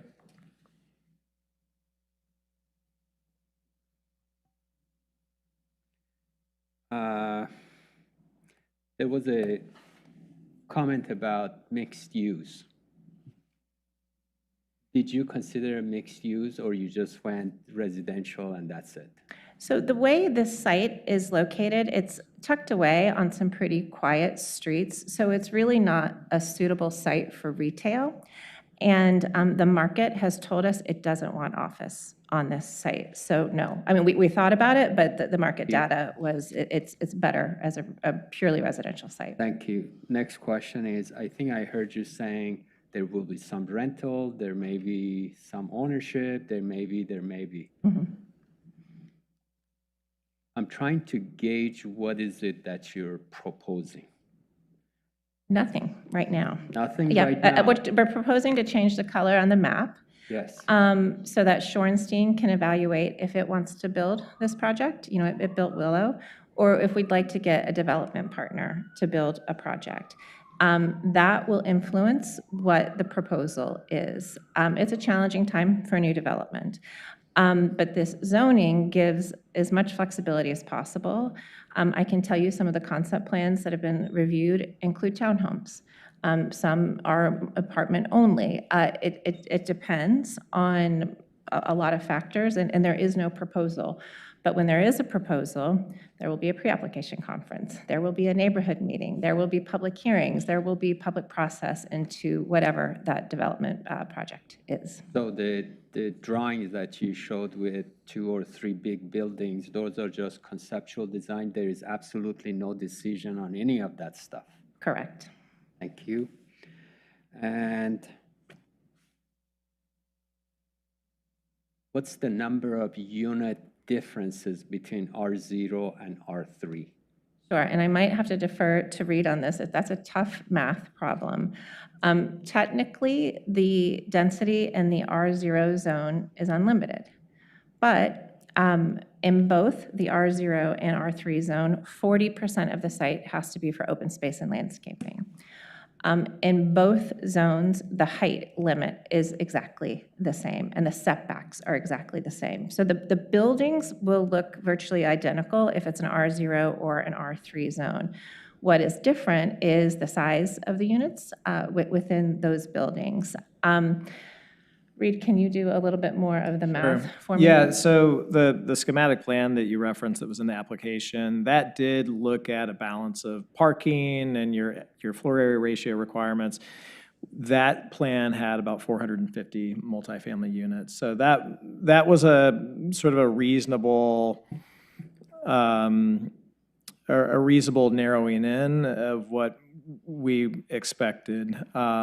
It is possible that there could be more according to that zone. So if you look at the traffic impact study that was done, there's a slightly higher number in that. But again, under the transportation planning rule, you're required to look at sort of a worst case analysis. And so that's why that number was a little bit more. But looking on balance, we were about 450 units with that proposal. Yeah. Thank you. Ms., this question may not be for you, maybe for the staff, but You'll come back. I understand, but I don't know who it is, so I'm going to ask the question, and you can defer to the staff. Ms. Krebs said at least 2 sections of the comprehensive plans were not met. Do you know what she was talking about and how you would respond to that? Sure. The one was, I think, E14 that she mentioned, and that was about need. And so that was my first comment, is that your need is your housing capacity analysis. And in terms of the second one, I think it was E2B sub 2. It was whether the property best met that need, and that's addressed in those locational factors and the compatibility. Those criteria do not say that you cannot make a quasi-judicial application, that you have to take this larger citywide legislative process. So we disagree respectfully and think they're met, and staff agreed with us and so did Planning Commission. Thank you. Thank you, Mr. Mayor. Thanks, Councilor Afghan. Councilor Corrigan. What can you tell me about your commitment to retaining those white oaks? We know that we have a conceptual plan, and then we have a process that goes along, and sometimes trees just go away. And I'm wondering, how do you feel about that? What commitment are you willing to make to the community to retain these trees?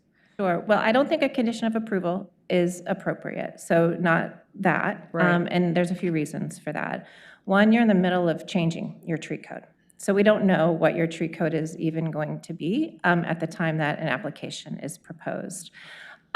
We don't know what a grading plan will look like for development because no development is proposed yet. So we can't pull out a site plan and start pointing at which trees are, can be saved.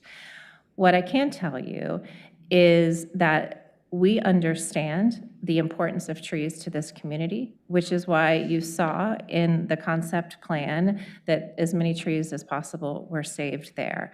That is also a reflection that the city has not imposed an overlay zone over those trees. The Three Sisters Creek does have a natural resources protection area over it. That tree grove does not. The development that occurs will be sensitive to those trees.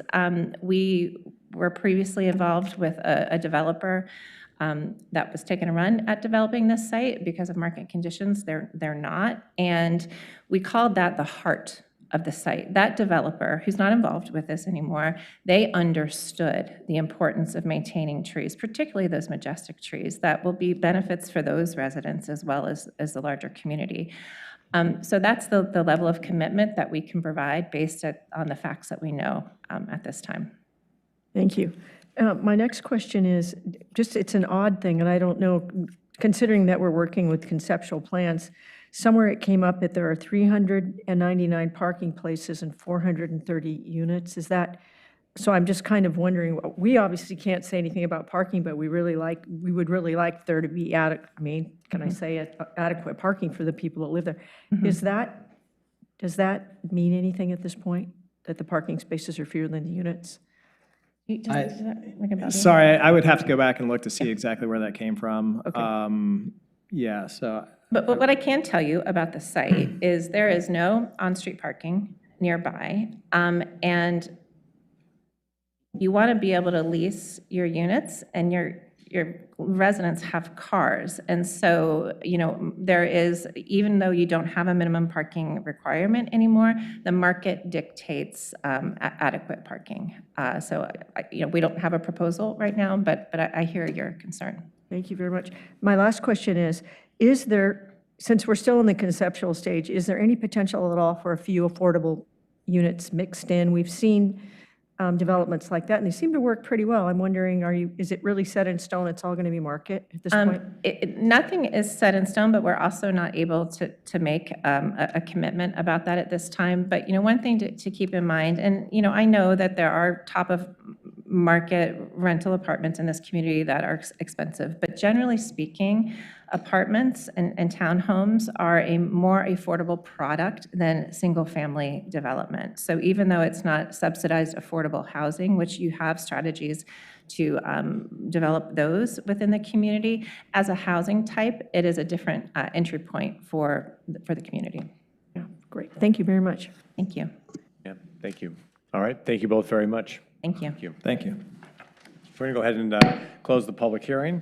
And Ms. Davis, would you like to come back to the table and see if anyone have any questions for Ms. Davis? Questions? I have one. Okay, Councilor Afghan, go ahead. If I remember correctly, at one of the city council meetings, we were talking about parking lots, and if they're larger than certain size, we have to have some requirements, whether it's solar panels or coverage with trees and so on. Would this parking lot need to meet those requirements, or since this is residential, it doesn't apply? It will depend on the size of the parking lot proposed. So if the parking lot proposed is 1/2 acre in size or larger, then all of those standards you're talking about do apply, including tree canopy, solar panels, as you're talking about. There are a lot of specific requirements that come into place, and it's based entirely on the size of the parking lot. Okay, thank you. Okay, thanks, Councilor Afghan. Yeah. Councilor Councilor Booth? No, yeah, no, I just, I know we are not talking about environmental issues. We are just talking about zoning, but it's important, like my colleague said, that people who are coming to Lake Oswego, because we all know that rezoning is always opposed everywhere in the United States by the neighborhood, whether reasonably or unreasonably. That's a fact. Everybody wanna conserve the character of their neighborhood. That's what they all say. But it's fair to say that, like having 500 units in an area that would, because I see sensitive land and probably, I think planning can talk about it, that there is no leeway on like destroying wetland or like there's no matter what the construction will be, those cannot change in the zoning. We don't destroy wetland, we create No, wetland. yeah, no, but there is, if you look at that, there's sensitive land area. In the rezoning, is it giving the person or the people who are developing there, is it giving them any leeway into going around like the sensitive land? So yes, there is a sensitive lands area identified on this site. Currently, there's some existing non-conforming development. There's some parking lots that are a little closer than what we would allow today to that stream corridor. There is not an allowance to put anything new in a sensitive lands area unless we do have times for especially utilities or access that what's called an unavoidable crossing is necessary in order to provide access to a buildable area outside of the sensitive lands, for instance. In those cases, which is not proposed at this site, and I don't have any reason to believe would be necessary, but in cases where that is necessary, the very first step is to look at whether it can be avoided, whether any impacts at all to the sensitive land can be avoided. If there is the ability to provide those services, that access, whatever it might be, in another way that doesn't affect the sensitive lands, they have to do that. So that is one thing that I will say on that. As far as I know, it's a large site, as we keep talking about.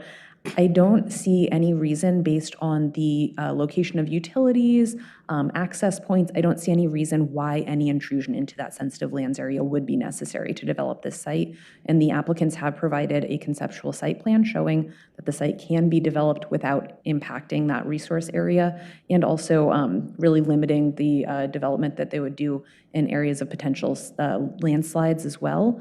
They do have enough area they can really work with that site to locate structures or whatever they might need as amenities for the residents outside of protected areas. Thank you, and thank you for your presentation. It made me very clear on the decisions that utilities and everything works well over there. You know, and thank you. I have a reason to make a decision after. Thank you. I'd like to move to tentatively approve ordinance 2971 and direct staff to return on February 17th, 2026 with a final version of the ordinance, including findings and conclusions for LU 25-0029. Second. Okay, there's been a motion that's been made and seconded. I want to ask Ms. Davis a question. First, would when one of the criteria that you went through in the presentation related to the tree preservation, right? And we put the conceptual development, said, oh, it's possible trees, but you know, it's a conceptual plan, it's not a binding plan. So when it comes time to putting a actual development plan in place, of course, be subject to the tree code, but is it then subject to this criteria that the zone change was premised on this ability to, I mean, why do we address it, I guess I'm asking, or is it additional criteria then, or? So I'm going to start with a step back. So the comprehensive plan is a guide map for this whole community that we put together as a community, really looking at policies, recommended action measures. The way that we implement the goals and the policies of the comprehensive plan is through specific zoning codes and tree codes. So the comprehensive plan will not be directly applied to any future application for development on the site.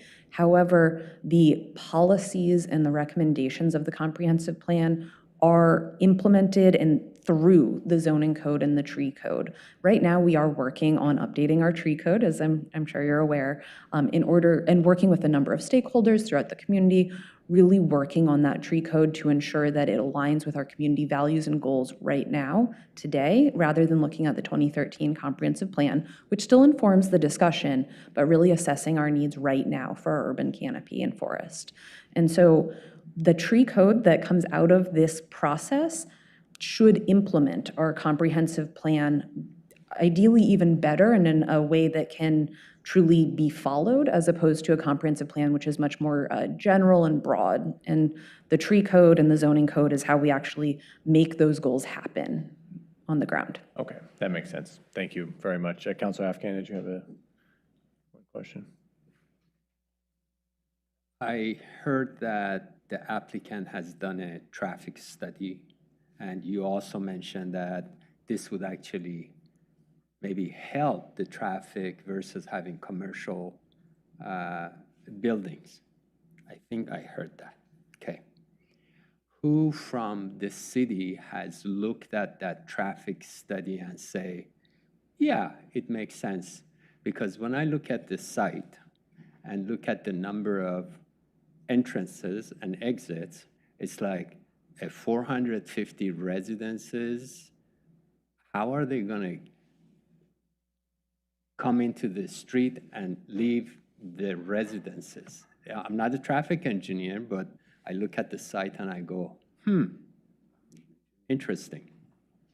Yeah, so that's a great question. So first off, staff, or our staff who have looked at this, who actually are traffic engineers, are Will Farley, who is our assistant city engineer. I might be misquoting what his actual title is.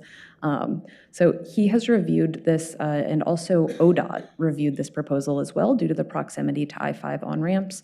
And so those are two sets of traffic engineers who have reviewed the study. I'm myself not a traffic engineer. Addressing access to the site for future development, I will say that that is actually one of the topics that will be reviewed and reviewed thoroughly during a development proposal application. So that's going to include access to the site. It may / likely will include requirements from our engineering department around the size of the access, where the access is located, what materials the access is made from, are there sidewalks, what size are those sidewalks, are there tree wells in the sidewalks, how big are the tree wells? It gets very detailed with prescriptive requirements. One of the requirements that will be a material that will be required for an application for development in the future will be an updated traffic analysis for the proposal. So this is looking at a worst-case scenario for the site. It is not specific to a exact building location, size, number of units. When they put together that proposal, they'll provide it to their traffic engineer, and they'll have to submit specific traffic engineering memos based on what is actually proposed at that time. And our engineering staff will review that and then make requirements as necessary to ensure that access is going to be safe, entering and exiting the site, looking at site distance, looking at pedestrian access, looking at kind of all of those different items. So in a very specific, comprehensive way.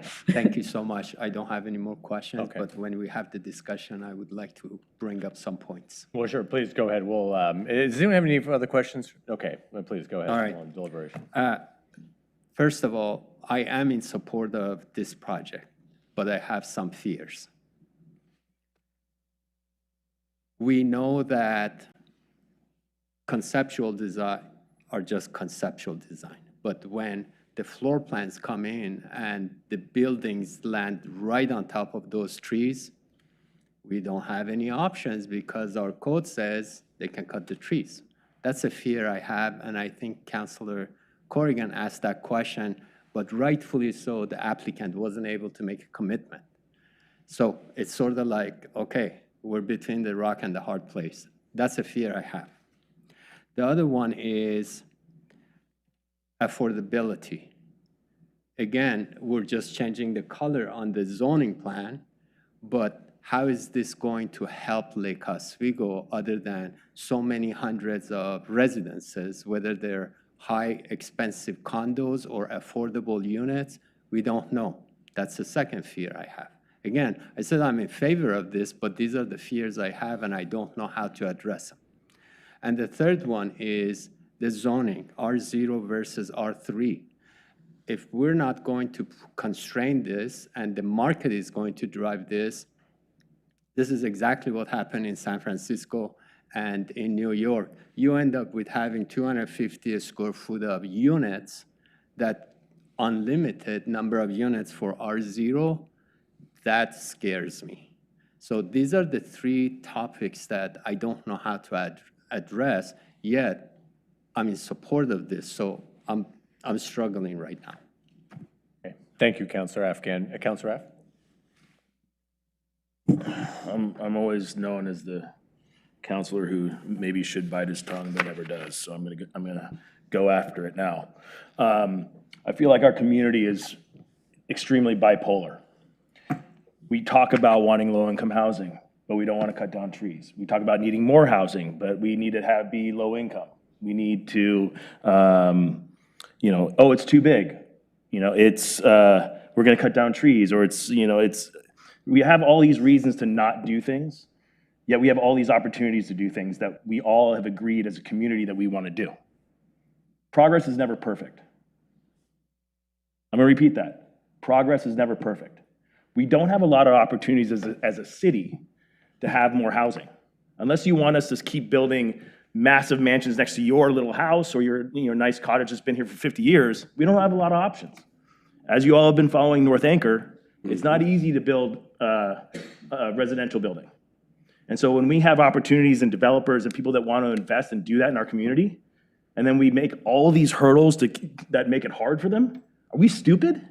Like, we're only hurting ourselves as a community here. And I'm sick and tired of us always coming up with reasons not to do these amazing opportunities. Yes, there's risk. There's always risk with what we do. That's why we're here. We're here to mitigate as much risk as we can. But let's remember, this is a zoning conversation. It's zoning. If people want to build buildings, we got to see plans. We got to approve them later. So let's open up the aperture a little bit. Let's be a little forgiving. Let's be a little open-minded. Let's not boil the ocean on a zoning permit or a zoning application here. These are good things for the community. Okay, it may not be totally low-income housing. That's fine. We're doing low-income housing elsewhere, right?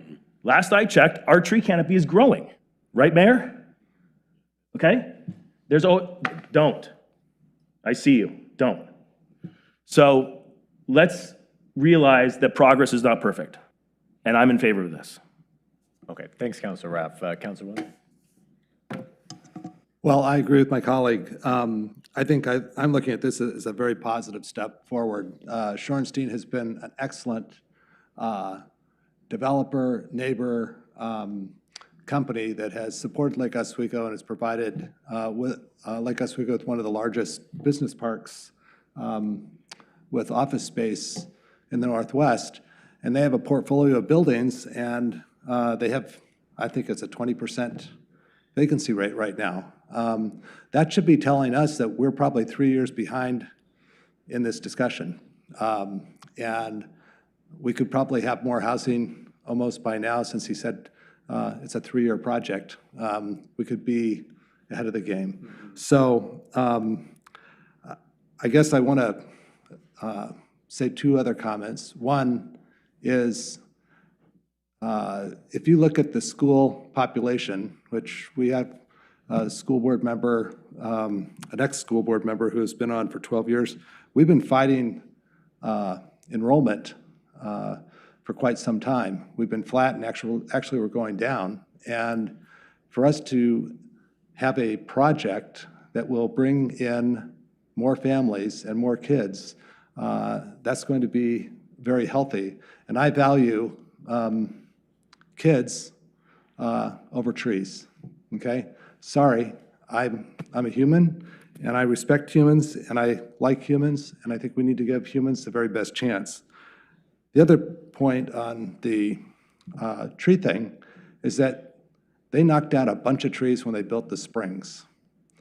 Everyone was all upset. Go drive by the springs now. They planted trees, and you know what? The trees are growing. In fact, the trees are pretty big. In fact, they even look better because some of the ones they took down, they were uneven, and they were some of them had diseases, some of them had branches that fall. We're going to get new trees, and you know what? 15 years from now or 10 years from now, you won't even know that the trees were knocked down. So I'm all for trees, you know that. I think we have the best tree canopy of anyone in the Northwest. So I have confidence that we're going to do this project right. And I also have a fear that Shorenstein can get this done. That's my problem. They have deep pockets, and for them to step up and try to do this, I think they had a partner. Maybe the partner isn't there right now. They're probably looking for other partners. I have confidence they will. But I've been on North Anchor project for my entire time here, and I've heard hopes and dreams and all the BS that goes along with it, and we still haven't dug any dirt yet. So we can talk about zoning up to the yin-yang and try to control things forever. In reality, let's open the reins. We've got somebody who wants to invest. Let's let it go. So anyway, I'm 100% in favor of this, and I think it's actually a gift to Lake Oswego because it's going to solve a lot of problems. And the presentation had one key element to it. The infrastructure is there already for all the streets and everything else. There may be a few little tweaks here and there, but folks, we're just repurposing buildings that are unproductive. And by the way, the tax base is probably going to go up when they turn it to residential, and that's going to give us more money to spend. So, council, we should be happy. Right.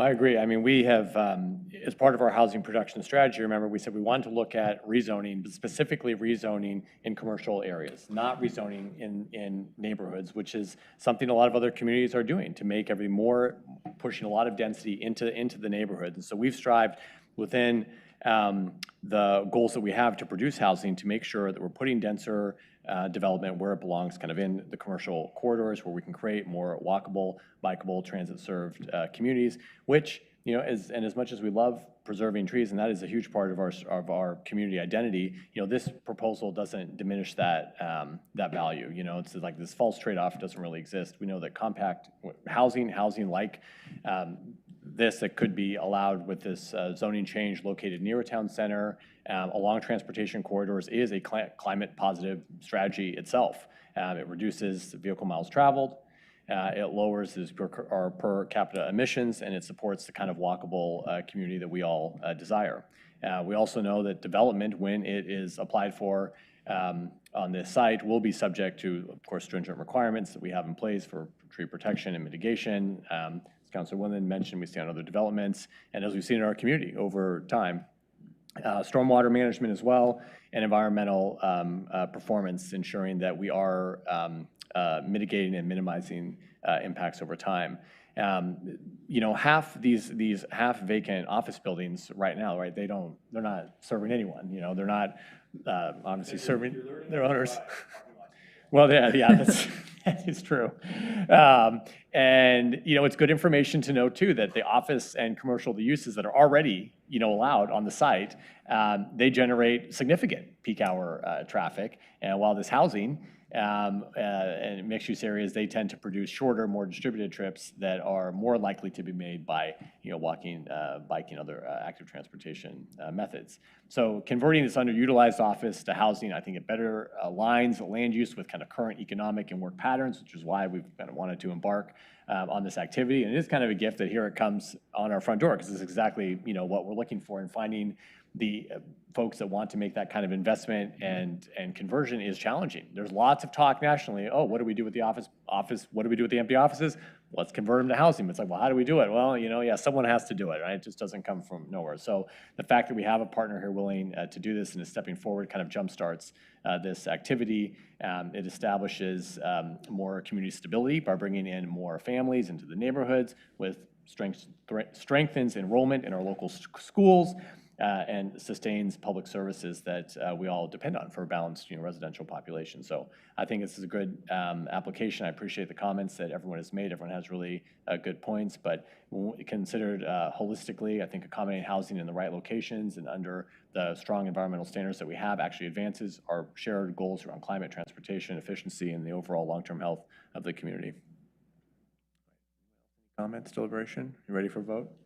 Okay, so the motion was made by Councilor Winland and seconded by Councilor Raff, and we'll take the roll call vote, please. Mayor Buck? Aye. Councilor Burdick? Aye. Councilor Corrigan?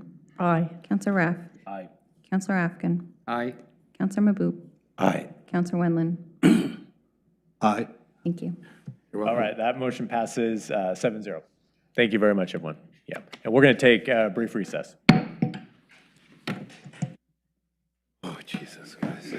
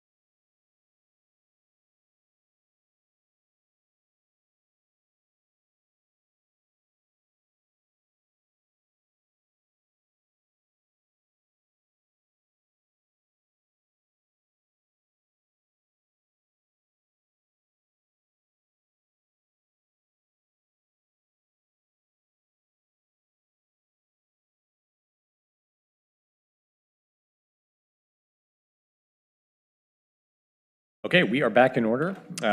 Moving on to agenda item 9.1. This is a study session on the South Shore Fire Station conceptual design and cost estimate and a review of recent polling results. And I'm going to turn things over to Assistant Fire Chief Chris Artman. Thank you, Mayor Buck. Good evening, councilors, City Manager Bennett, and City Attorney Tatoyan. Nice to see you. We have two back-to-back study stations for you today, as Mayor Buck alluded to. We're going to go through them pretty quickly because we've been through a lot of this previously, but we will leave plenty of time for questions. And before we begin, I would like to reintroduce the team. To my left, I have Michael Scott of Henneberry Architects. He's our project architect. And then to his left, we have Spencer Bradley of Bremick Construction. And then finally, Dave Lintz of OTEC, our owner's rep.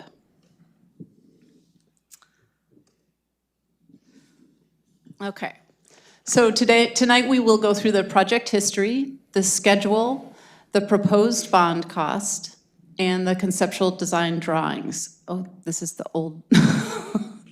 The target value design process slide will be in the supplemental slides if you have questions about that, but it won't be part of the presentation. And finally, we will ask for council direction. After the questions, we will ask council to bring the conceptual design, to give us direction to bring the conceptual design and final cost to February 17th meeting for bond referral decision. It's hard to believe it's been 2 years since council first set the goal, explore the cost of building a new South Shore Fire Station while engaging the community throughout the process. The project began with community engagement with council's appointment of the South Shore Task Force. This task force met for 6 months to discover feasibility, needs assessment, and finally a recommendation to the council to replace our South Shore Fire Station. Their dedication and commitment to this legacy project set the tone. We continue to partnership with surrounding neighborhoods and the broader Lake Oswego community.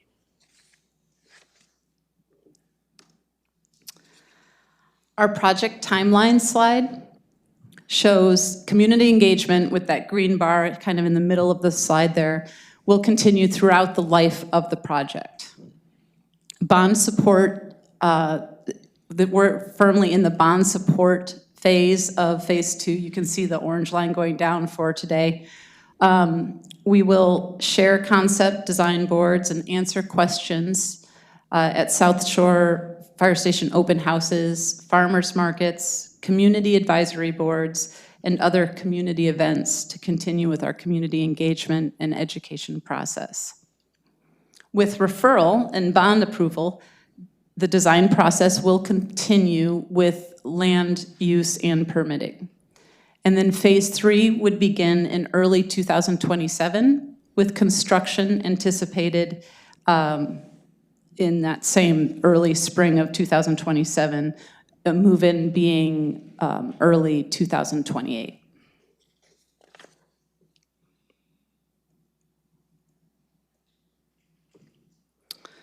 So in December, we came to you with a budget of $21,230,000, and we have rounded all numbers just for ease of this presentation if they don't look familiar to you, but $21,230,000. And with the scope reduction decreases, we were directed with the community room and associated spaces, we decreased the budget by $960,000. Since then, our final report from the geotechnical survey came in, and there are potentially additional excavation needs, so we had to add another $250,000 to the rock allowance. Additionally, you also see the temporary facility increased requirements amount of $76,000, with the boat and tow rig being placed on the temporary site for storage, and due to initial discussions with planning, we realized that our temporary facilities are not actually considered temporary with city planning. They have to go through the whole development review process, which does require some more stringent building and infrastructure for permitting. So we've added $76,000 to those, to that temporary facility budget. And as you can see on the slide, with these changes, the proposed bond total is $20,596,000.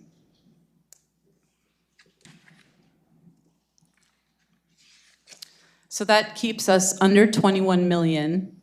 Sorry, did I say 21 million? I meant 20 million, did I? 20,596,000. That keeps us under the 21 million amount. So our amortization rate stays at 19 cents per 1,000, which means equates to a yearly cost of $114 for a household that has a assessed home value of about $600,000. So with that, I'm going to hand it over to Michael so he can discuss the conceptual design. So on the screen is a conceptual rendering that's depicting the new two-story essential facility. Considered a lot in the development of this design, but I'm just going to list a few. Starting with the long-term resiliency of the station. It's designed to remain operational during and after a major seismic event or other major emergency community event. It's also built to last 50+ years, so it can continue to serve the community for many years to come.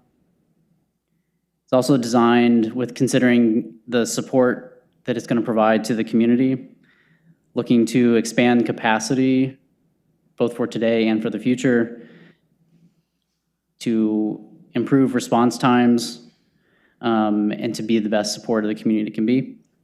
And it also focuses on crew health, and this is both the physical and mental wellness of the crew in the station. The result is that conceptually, this station is going to be both a lookout as well as a refuge. It's a civic outpost that serves, safeguards, and strengthens the community. The proposed development sits in the northeast corner of the consolidated lot. The location is primarily driven by the apparatus turning movements. We did some extensive study to ensure that the station would be configured in a way that would allow for rapid access and departure from the site. Additionally, there is about 15 feet of grade change from the north property line along South Shore Boulevard to the south property line. Based on our early grading analysis, we believe there's going to be some pretty significant retaining that's going to be required to be able to handle this grade and get a functioning station to work on the site. And then finally, the access to the site is primarily on the west side of the site. There'd be a shared access drive for public and crew parking, as well as fire apparatus, and then fire apparatus would be exiting from the northeast corner of the site. So these next two slides are labeled as floor plans, but I want to emphasize that these are really preliminary, more diagrams, and they're really more to emphasize the space allocation and the spatial adjacencies that we've worked with the fire department to develop.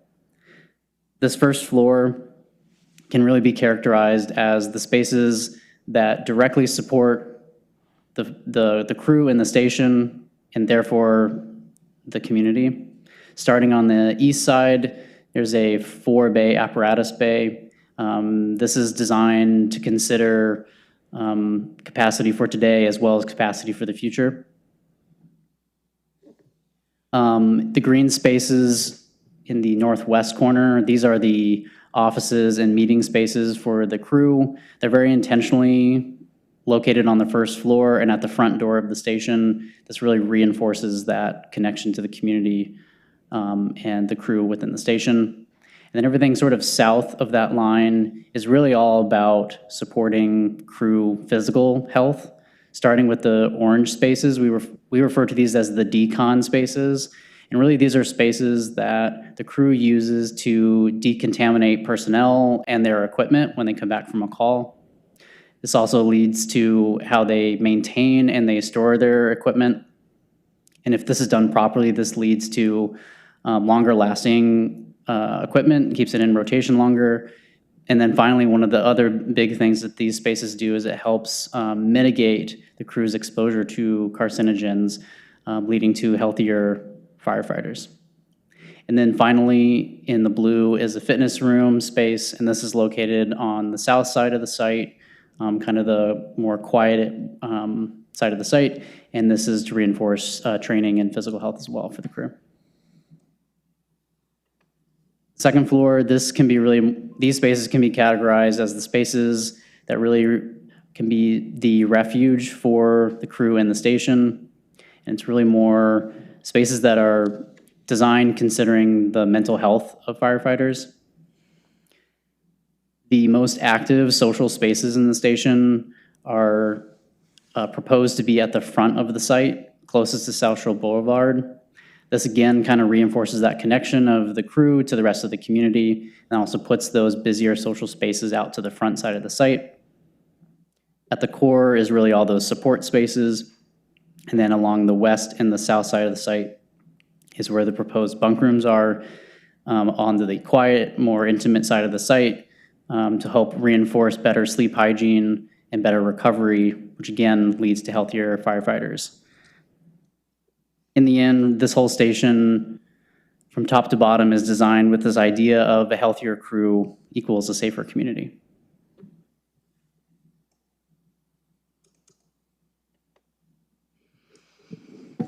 That's it. With that, the work before you represents a community-informed path towards replacing a facility that has served Lake Oswego for over 5 decades. It's an important step in determining whether this project moves forward to the voters, and we would like to take any questions you have, but staff would recommend Council Direct's team to return February 17th and with the final bond and conceptual design for May ballot referral.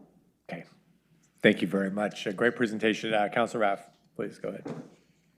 Firstly, I'd like to commend you on a great, succinct presentation. That was amazing. That was like to the point. I love it. Just Sean Cross. That's right. So terrific presentation. I think it looks beautiful. I felt a little guilty because I think a couple of years ago I'm like, no, we don't need a new fire station. And I saw that rendering. I'm like, that's a pretty sweet fire station. Looks beautiful. The question I have was if you go back to the slide about the second floor diagram or layout, if you can go back to that. And this is probably a stupid question. Nope, next one. Okay. Wellness rooms and quiet rooms. Mm-hmm. Every building has them. I never see them ever used. Do we really need them? Can we use that space otherwise, or is it a requirement to have them? You know what I mean? Like, I feel like they're. Yeah, I just never see anybody use them, except of course mothers who need a place to nurse. But they're heavily in demand in this building. In this building, okay, yeah. And actually also okay. And we think we need. Jobs, I mean, we're desk workers. I don't need to disparage my desk worker colleagues. I'm not saying that. But would firefighters use a wellness room and a quiet room? What's the difference between a wellness? That's another good question. A fitness room. Is a great question, and it is. We are obviously not at the level where we have designed these spaces specifically. No, I'm not asking that for other years. It's more of like understood. Yeah, the quiet room, the way it is currently configured as far as the space that's allocated for it, really is designed around this idea of serving as a mother's room or a lactation room, as well as a potential phone room or meeting room. It's a single point to be able to step out. So it's generally a 1 to 2 person sort of occupancy space. The wellness room is really, so one of the things that we are seeing in fire station design across the country is a way to address mental health of firefighters is you have to recognize that there's a spectrum of how people experience and process trauma. And you cannot provide one single solution or one single space to address that mental health issue. One of the ways you can do it is by providing a spectrum of spaces to address that spectrum. So it's sort of like a spectrum of an introvert to an extrovert. So if somebody processes their trauma best alone, we want to be able to provide safe spaces where they can do that, where they're not going to isolate. If people process best with one or two of their crew members, we want to provide space that they can do that. And then there's sort of the typical space, what we call the house, which is where the day room and the kitchen is. Yeah. That's the major, larger social space where a full crew can be together and process that trauma. So there's very intentionally kind of this gradient of spaces. And so this design came from the input from your team of something they want. Yeah, you saw briefly a photo of the steering committee. So all the internal stakeholders, we interviewed almost everyone and came up with like an 18,000 square foot building, and then we have edited down to the essential needs. Yeah, all right, cool.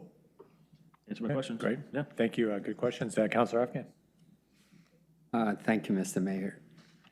I'm trying to separate the contracting strategy, the design of the building with the bond that we're talking about, the budget. So I'm keeping them separate, so I'm going to just focus on the bond value and then leave the rest of it for later time. Okay. Okay? If I remember correctly, when I went through the cost breakdowns, there was escalation in there was contingency in there was everything you can ever imagine. So this 20.6 million is the worst case scenario, correct? Correct.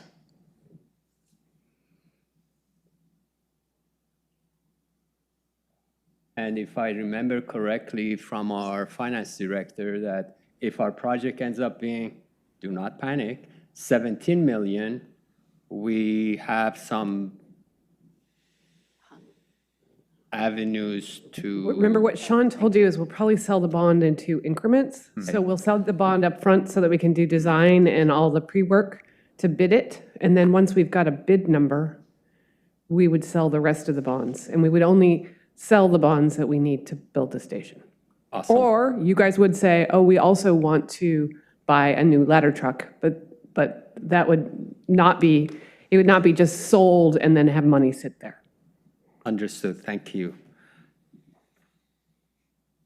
Based on the schedule that you put up, if you go back, I don't know if we're going to have enough information to be able to set that dollar value by the time we go out to bond, even though it may be 2 bonds, but still a challenge. I can't see that right now. I'm okay with the number because this is budgetary number. I want to be clear, Mr. Mayor, that I'm okay with going forward with this dollar value because this is our budget. We're setting the budget. But I'm not ready to say I'm okay with the contracting strategy, with the compensation strategy, and with the design of the facility, because I think collectively we need to look at all of that to make sure we get the value out of our money. Thank you. Thank you. Thanks, Councilor Afghan. Councilor Wendland. Couldn't agree more. Yeah. We're brothers from another mother, but we're fiscally, I think, on the same page, and we've talked about that with you several times. A couple slides you didn't show were the target value design slides. You want to go back? And so I've built houses before, not me, but I mean, they've been built, and when you make decisions, you go through and you go, gosh, here's the budget, and then you go, how about that? If we put the better windows in, it'll last longer or whatever, and you just get the creep factor. I'm looking at our target value design with the bullseye in the far, far left dollar sign. And to me, for $20 million, I should be over on the frickin' right side, in my opinion, of what we're going to spend. I mean, and I'm not saying to make it concrete and steel, but I would hope that the $20 million would not be at the lowest value. And I don't know if I'm making sense, but I'm feeling like, yes, we told you to make sure that we constrain costs, but I also know enough about costs that $20 million should be buying us at least towards the middle, I guess. And maybe you can clarify that for me. I mean, because I think I don't want to buy cheap stuff because you said it's going to last 50 years, and we want to make sure that it lasts 50 years. Does that make sense? Yes, it does. And we've really explored the risks in this project, allowing us to get the CMGC on with the team right from the beginning. They were able to effectively cost the materials we're looking at, the size of the station, which is still at about 14,500 square feet. The budget is based on actual materials, the roof materials, the horizontal and vertical cladding. I'm not using the right words, but okay, I am. So unfortunately, we're looking, we want to be very budget conscious, and we're looking at wood frame, we're looking at the pre-engineered metal buildings, and the mass plywood right now is tracking more expensive than both of those. So we haven't even made that decision yet, but those first three, those are where we're going to land, somewhere in there, and we're going to choose the most economical choice that's going to give us the most longevity for our project, and everyone's on board with that. That is our goal. Okay. I'm good with that, and that's a great explanation, and I think material prices are going to go swing up and down, and you never know until you finally get the bids.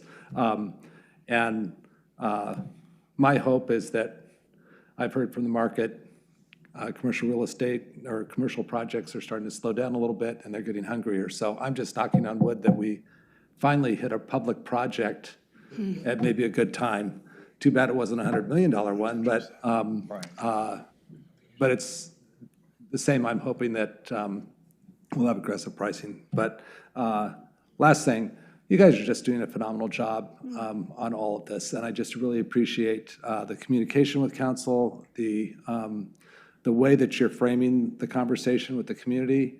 You're spot on. I think, Chris, with the whole support team that you have from, they've got the messaging. He took up some time at the beginning of the meeting to explain strategies of us getting this approved by the shareholders of Lake Oswego. And they are shareholders. I mean, they've got their skin in the game, and it's a service that they value very highly. And so I just think our fire department does a fabulous job. I think the council is 100% on board with this project. And I, for one, I would just want to say publicly, we haven't approved this or anything like that, but I do think we all need to be at the, as Chris asked for some help, that we lend ourselves if he needs us to go to these neighborhood meetings, work with community groups, whatever we need to do as counselors to get this thing passed, because we're the campaign advocates and we need to do that. So good job, we're your partners, and it's super exciting, especially when you put good concept designs, it gets everyone excited. So thank you. Yeah. Thank you. Thanks, Councilor Wendland. I agree. I mean, we haven't done a project like this where we have just a bond for one project. And so it's a little tricky because, we're trying to put a cost estimate together before we've really even designed the building beyond preliminary kind of conceptual layout. But I think I agree with my colleagues. I mean, we're expecting that once the bond, once we refer and once the bond passes, that we really tighten the screws on this project. And I mean, I don't want to take this number and think, oh, well, and then we certainly don't want it to go the other direction where it's like, well, this is it. I mean, I expect that we're going to be using this great team we have here to really hone in on where we can get some savings. I mean, we're seeing, at least on the public works projects, I mean, look at the one we had tonight. I mean, it's like 13, 14 bids on these projects. So we know that things are competitive. And I don't want the fact that we've assembled this team to end up being a disservice to the community, So I think you've done a great job. The building is critical. I worry that the firefighters at the other stations are gonna have a little problem. I mean, that. The new favorite that station. gym, well, the police, I mean, they're down in the basement, working out in that storage closet down there. They're not gonna be happy about this at all, but, it's gonna be great. I'm sure they'll let everyone come and use it. I mean, I know this is just conceptual, but the doors, they're not garage doors. They're like, are there no garage doors? Are they gonna, big doors? They open faster. They're So called the nano front, doors, and they're the it's most conceptual. expensive doors you can buy. Yeah. Sorry, go ahead. What you said? I said they're called nano doors, and they're the most expensive doors you can buy. So there are there some doors like value this? engineering that could be done there. Wow. But they're cool. We want to be cool. Well, they're more important, they're more important than cool. They're essential They're- for the speed that they want to escape the station. Not only that, but Thanks if they fail, you can open them manually, as opposed to our overhead doors that we are constantly fixing. And if it fails, that rig is stuck in there.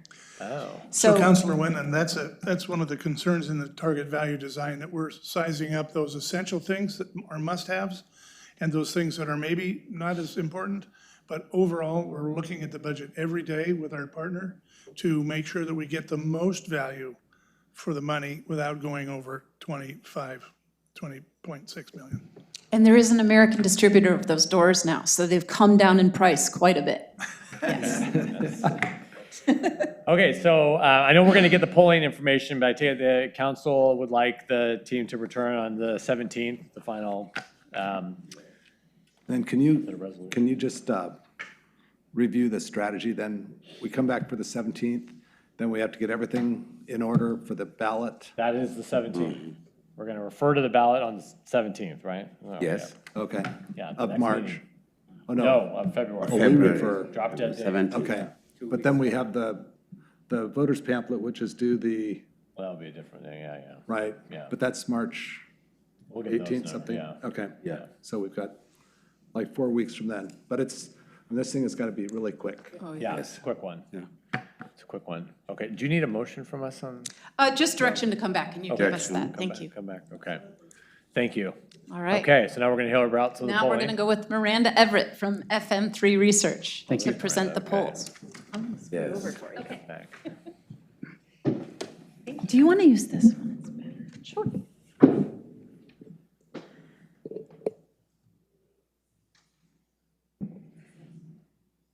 Oh, just keep going down. Yeah. Here we go. Here are my slides. So I'm Miranda Everett. I'm a partner at FM3 Research. We're based in Portland and do lots of work across the country on local finance measures like this one we're considering tonight.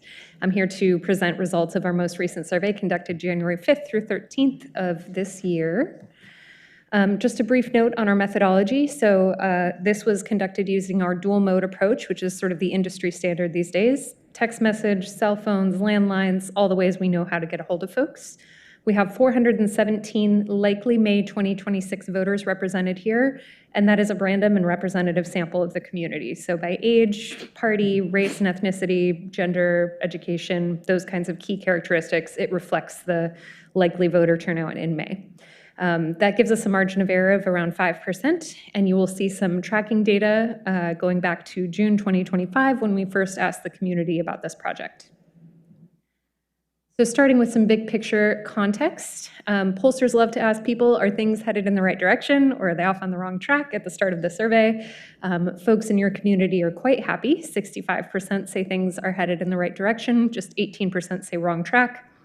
I asked this question in communities across the country. It doesn't look this good almost anywhere right now, so you should pat yourselves on the back here. Folks are fairly happy, and that's even gone up a little bit since we asked the question in the summer. We turned pretty quickly to views of the potential ballot measure. You can see there in the pink box the language of the measure we provided to folks, so everybody either heard or read that. It says funding South Shore Fire Station upgrades to improve community safety. It's kind of written over there with the title, but that's the title of the caption there. This is the information that everyone will see on their ballot, or as close to it as we would imagine being. We'd like to test that very early in the survey to establish sort of a baseline. Once people see that sort of super concise Oregon-specific ballot measure language, what's their first reaction? And it's a very positive one in this community. 59% say they would vote yes, 29% said they would vote no, so that's a 30-point margin in your favor. And you will see as well that the definitely yes share is at 32%, whereas the definitely no share is at just 19%. So lots of good news on this slide here. We wanted to compare this to what we looked at in June 2025, which you can see on the left-hand side. Back then, 54% said they would support the bond measure. Now it's 59%. Given the survey's margin of error, that's sort of a marginal difference, but you'll also note the definitely yes share has jumped up 5 points. So we're trending in the right direction here in the community over the last several months.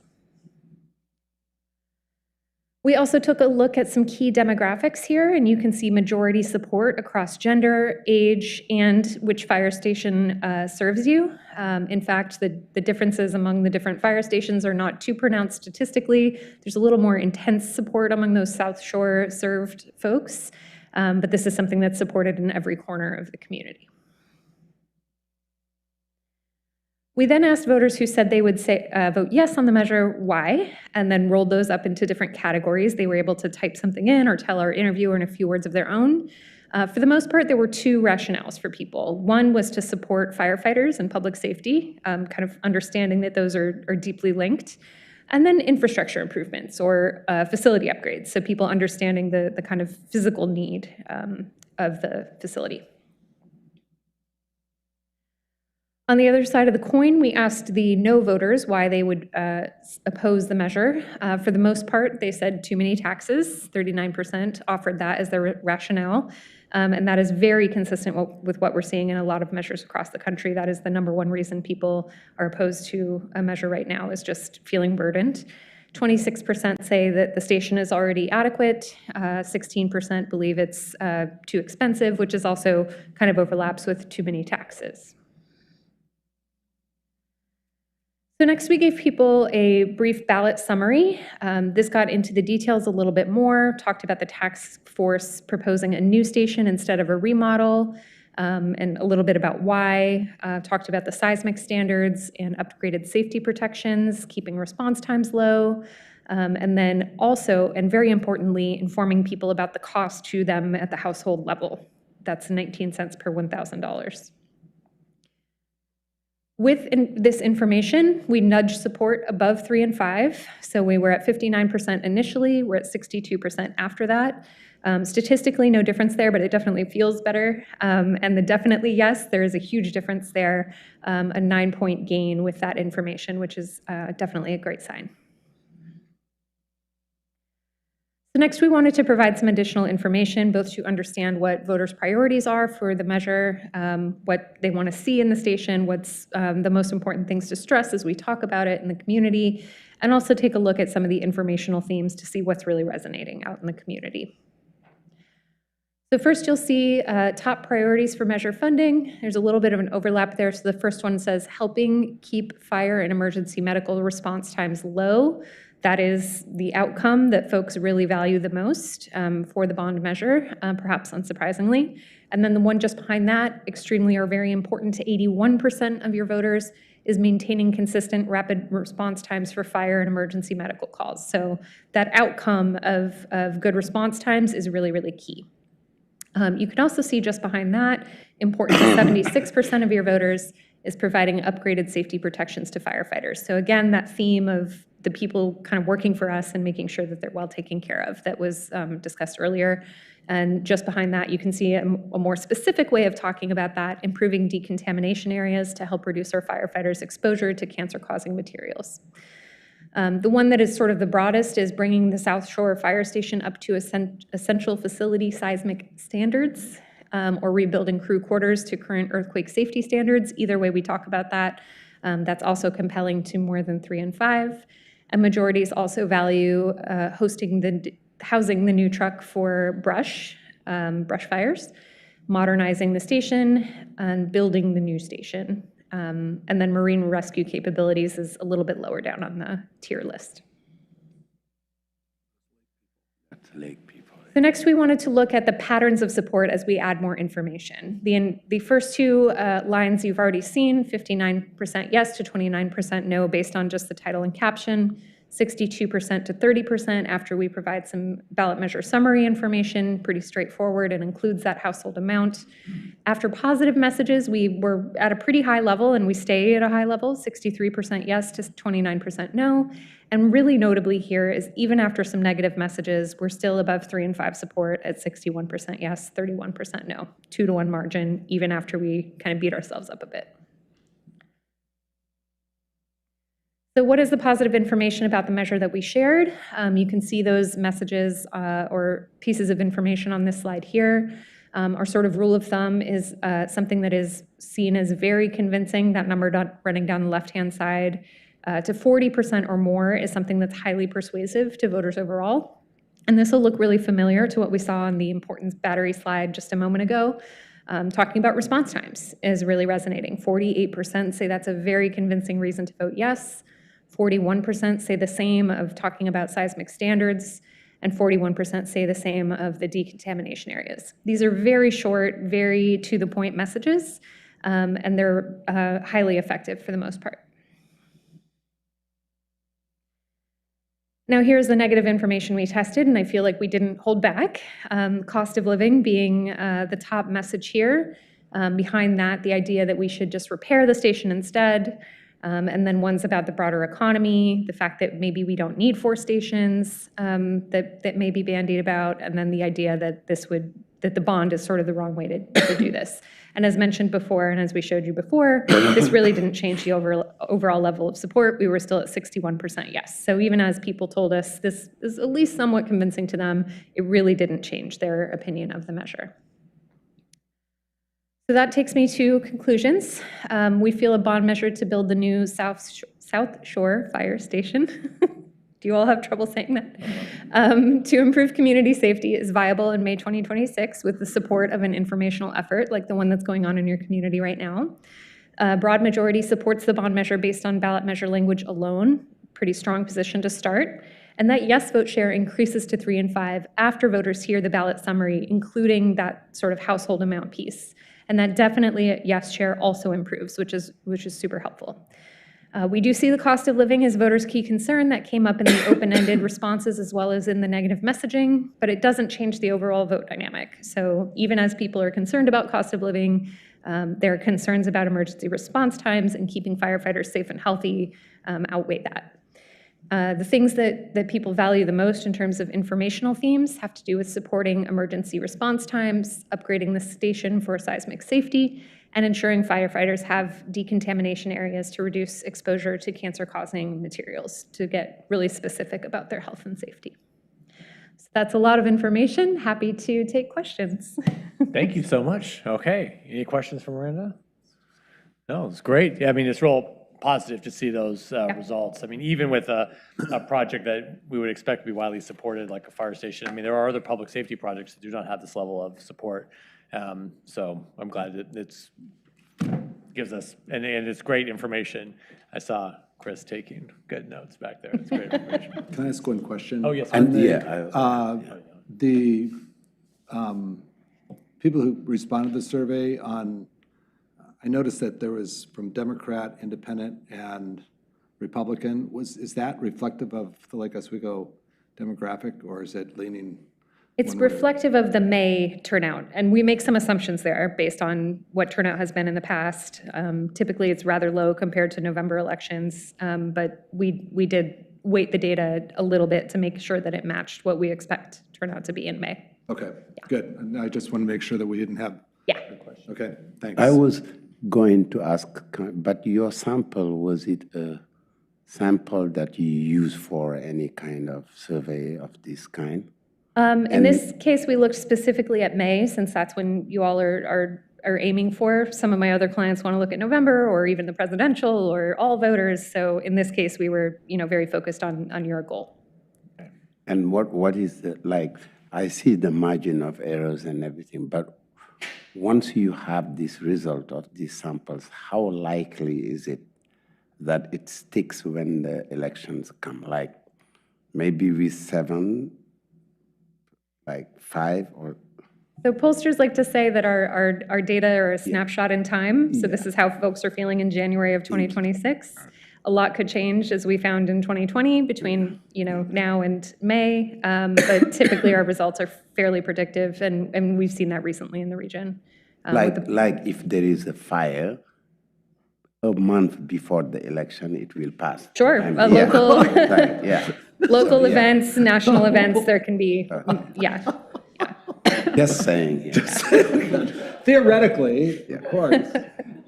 An earthquake would be Not part of the strategy. Yeah, that's not part of the strategy. Thank you very much. It's great information. We appreciate your work. Chief, thank you very much for the great presentation as well, all the good updates. Thank you. Okay. Forward here. It's great. I endorsed it. You got my vote. Next, I'm going to invite, we're moving on to item 9.2. I'm going to invite our Adult Community Center Manager, Maria Bigelow, and Administrative Assistant, Pamela Montoya, to come forward and talk about the Oswego Pioneer Cemetery transition. Oh, did I?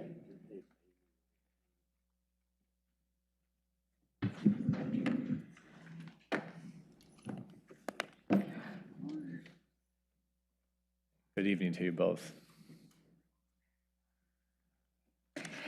Good evening. Thank you, Mayor and members of the council. I'm Maria Bigelow, manager of the Adult Community Center, and with me is Pam Montoya, the administrative assistant of the Adult Community Center. And we have what we think is promising to be a quick presentation about the Pioneer Cemetery. I know, it is. They had great slides. A year ago or so, we came to council directed staff to do more research on the Oswego Pioneer Cemetery Board's request for the city to take over ownership and operation of the cemetery. So we did some research, and just for reference, for those of you who may not be familiar, which I'd be really surprised, this is the sign you would see from Stafford. This is the property we're talking about. And for those who don't know, it's a triangle, and it borders our golf course, it borders the Low Rack, Stafford Road, and the Sacred Heart Cemetery. That is the triangle we're going to speak of. And you guys in your packet had some of the research that we had conducted, and then we're just going to go over some pros and cons and then ask for direction if you guys would like us to continue with the process of the next step in this process. Some pros that we came up with would be that the property would serve as another city-owned property where we could honor our veterans in addition to our Veterans Memorial, because we do have a fair amount of veterans buried at that cemetery, and also a spot to honor our founding members, founding city members. It's also an opportunity to continue relationships with community groups such as the Scouts, the garden clubs, and even the property neighbor, the Sacred Heart Cemetery, among other community members. There's a house on the property, and the house could serve as a great place to conduct cemetery business and a potential home for our park rangers. And then on to the cons. The cemetery does not run in a deficit at this time, and their balance sheet of 2024, their total liabilities and equity was $550,000.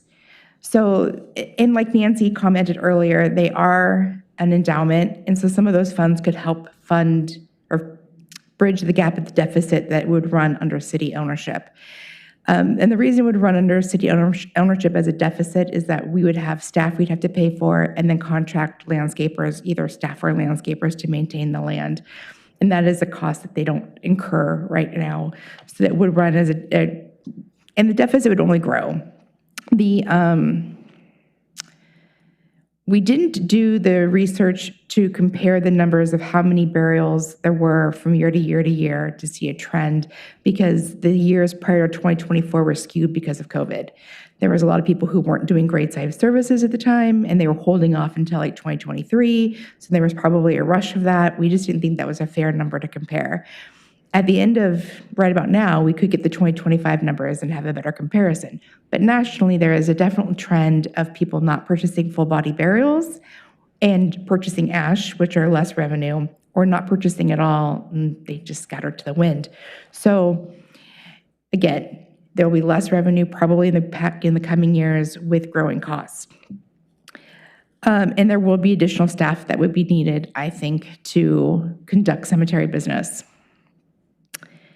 We might need to invest in a software program. Right now, their record keeping is an Excel spreadsheet, some paperwork, and a map, a cemetery map of the plot locations. Pam and I did a very extensive project on trying to cross-verify all of those documents to make sure that everything lined up and everything said what they were said where they were supposed to be said, or where they were supposed to be. And we found a lot of discrepancies. Yes, but the cemetery is 145 years old this year, so discrepancies are kind of expected. There's been a lot of changes of hands, and 145 years ago, the records were not kept in an Excel spreadsheet. So lots of opportunity for discrepancies. So we kind of think that's kind of how most cemeteries are, but we couldn't confirm that. The city would be assuming all current sales, the sales but unoccupied plots. And according to the Excel spreadsheet, there's about 1,200 plots that have been sold but are not occupied at this time. And so we would be assuming that liability, if you want to consider it a liability. And the other con was just the cost of upgrades on the properties, equipment, and house. And that concludes our presentation. If you guys have any questions before you, and our next anticipated step, unless you guys say otherwise, is to seek outside counsel for the title and property. Yes? And I'm sorry I haven't connected with you before, but I do agree that I think we need to connect and do some due diligence on kind of the transactional steps and the real property rights and the title issues. So I think if council would like to proceed, that would be my suggestion for next steps, is to have the city attorney's office work with staff, identify the issues for due diligence, and come back to council for direction. Okay. Helpful. Yes, Councilor. No, I just wanted to say that a site of 144 years in our community, and the folks who were taking care of it, you see what they said. I think for me, honestly, there is no choice. The city has to take this. There are two things. You don't take it. When it goes bad, it's the city that's going to have to go take care of it, because if an abandoned cemetery is a problem, a health problem, and a moral problem, ethical problem. You know, the living are wonderful, but the dead are also to be honored. And if no one want to take this thing, the city has the obligation, moral obligation to take this. Maybe we got to make it better. That's, you know. Okay. Does everyone think that's a good plan, proceeding with kind of some legal work, a legal analysis of the site? So what would be the endowment number that would come to us between cash and according to the balance sheet of 2024, the total liabilities and equity was $550,000. And the balance, I believe Nancy referred to in the endowment, was $123,000. So, well, wait, okay, from an accounting standpoint, when you say equity and liabilities, what's the, how much cash do we have? The amount of current cash total, with the endowment and total checking and savings, is $368,000. Okay, perfect. So that's really much. So if we put that into endowment, I mean, it would start to offset, and then people still contribute to the Oregon Pioneer Cemetery. So we could even do a fundraiser. I mean, if the Friends of the Pioneer Cemetery wanted to do that and raise some additional money to get the endowment up, things like that. So. And according to my research with the Oregon Mortuary and Cemetery Board, because it is an endowment, it has to remain as an endowment cemetery. Right, we wouldn't touch that. Yeah. Mhm. So, Well, it does seem like, too, that, not that, I mean, obviously, there's a reason why the Pioneer folks have done a great job and been great stewards of this area, the cemetery. But, I mean, I don't know how much marketing they're doing of the, I mean, it's the only cemetery, unless you want to get, unless you're affiliated with Sacred Heart, in the church, to get buried in Lake Oswego. So I would think the demand, I mean, they sold 32 between the Ash and full plots. I mean, I think we can sell some plots. And we have put in the hello, I mean, we can market this cemetery. Yeah, we can this sell. could be a marketing opportunity. We got 2,000 plots. So I would recommend, however, that you might, when you first take it over, actually put a moratorium on new sales until we actually get the records issue reconciled. 'Cause Well, yes, having yes. run cemeteries in my past career, I will say the worst thing that you can do is sell a plot that's already occupied to a grieving family. It's sort of the worst disaster you could, or find out that you've got, I don't know if you read the article, there was an article in the paper a couple weeks ago about a family that was trying to bury a child and found somebody already in the grave. And it's not so good when that happens. So I agree that there are definitely vacant plots and opportunities to expand the business activity up there. But we might want to get our ducks in a row heads first. around it, Yeah.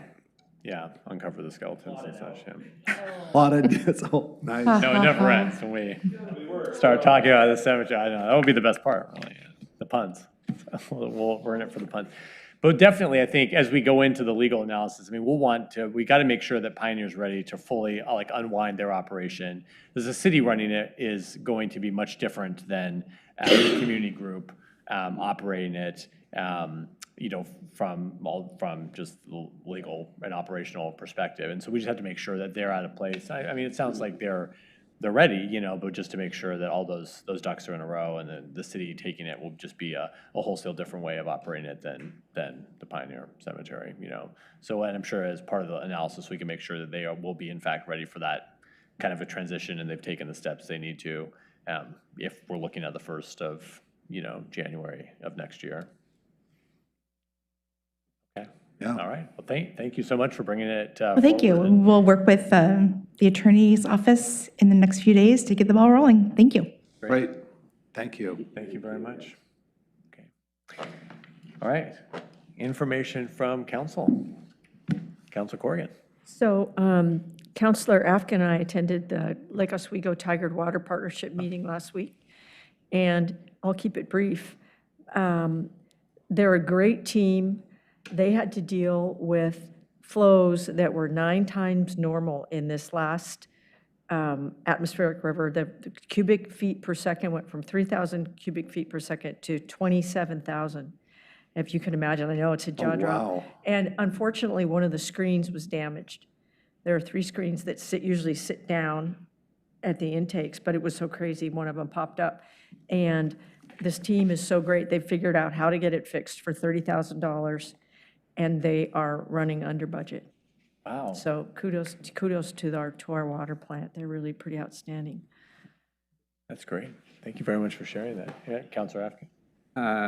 Councilor Mahboub and I attended a financial audit. The great news is that there are no findings, and the terminology for that is unmodified report. That means it's a clean report. There's also a Oregon state regulation audit, no findings there, as well as there's a compliance audit because we get federal fundings and no findings there. So all in all, the finance department is doing an amazing job, and the staff of the city are following the process and procedures. That's great. Thank you for that update, Councilor Afkin. Else? No? I have a couple things. First, the Oregon legislature went into session on yesterday, Monday. I'm sure that we're tracking what they're doing. There are some things that we'll be interested in. The mayors are going down on Thursday, so we'll be down there lobbying for various things. What was the other thing I was going to say? We had a great meeting here. Councilor Winland was there on Friday with folks from the chamber, and we got to kind of update them on all things happening in the city. That was a great event, and thanks to the city team for facilitating that as well in the chamber. Mayor Buck did an exceptional job, I have to say. They prepared me very well. Well, yeah, but it went extremely well, and people were, you can tell, he talked for 30 minutes, and everyone was still at the edge of their seats, so that's a good sign. It was good. So, it was good. Yeah, it's good to have a lot of people we don't normally interact with, and people love coming here to City Hall, so it's great. Councilor Boop and I attended the Youth Leadership Council meeting the other night. One of our community members was there speaking to the kids about artificial intelligence, which is kind of a topic they've taken up this year. And then at the regional level, there's been we've talked a lot in the past couple years about supportive housing services. Metro has now kind of overhauled the oversight, or they are in the process of doing that. There will be one county and one city representative from each of the 3 counties within a separate seat for Portland itself, and it looks like Commissioner West and I will be representing Clackamas County on that oversight board. It hasn't started meeting yet. I think we'll start meeting in this spring. They're really focused on, key performance indicators, kind of updating the regional key performance indicators, setting new goals, and then a whole new oversight body that replaces the kind of they have 2 different bodies right now. So this will take its place. And then Metro talked to us at MPAC also about the kind of the work they're doing in regards to economic development and the UGB. There's kind of maybe it's a little controversial. There's a bill in the legislature looking to take some land that's in the rural reserves out. It's about 1,600 acres out in Washington County, generating a lot of discussion. Hillsborough is looking to expand both, I think, some housing, but really more so for industrial land out in that area. There's some thoughts on that. And then Metro just talked about its role. It runs a lot of the visitor venues downtown, the convention center, the expo center. They're looking to overhaul into kind of a sports facility, which is kind of cool. But just the general, the state and our representative, Daniel Nguyen, he has some economic development proposals, more statewide, that he's pursuing this session as well. So there's a general interest in helping improve the kind of economic conditions around the region, and Metro's looking to play a role in that. More like specifically too with just like the kind of some of the data around it, like land availability and whatnot. So anyway, I won't go into that too much. It's my update. Just quick, the Chamber Awards, Annual Chamber Awards, February 25th at 5:30. Yes. Doors open, so it would be nice if all of us could be there to, there's quite a few awards that are being given out to different people, and it's the big time of the year for the Chamber to recognize people in the community. So thank you. Just make sure. So I forgot one of the things we have. I should have mentioned it during the fire station, but we have submitted a request that's being sponsored by Representative Nguyen for state funding appropriations for the fire station. Yeah, we asked for $4.5 million. I think $4.5 million.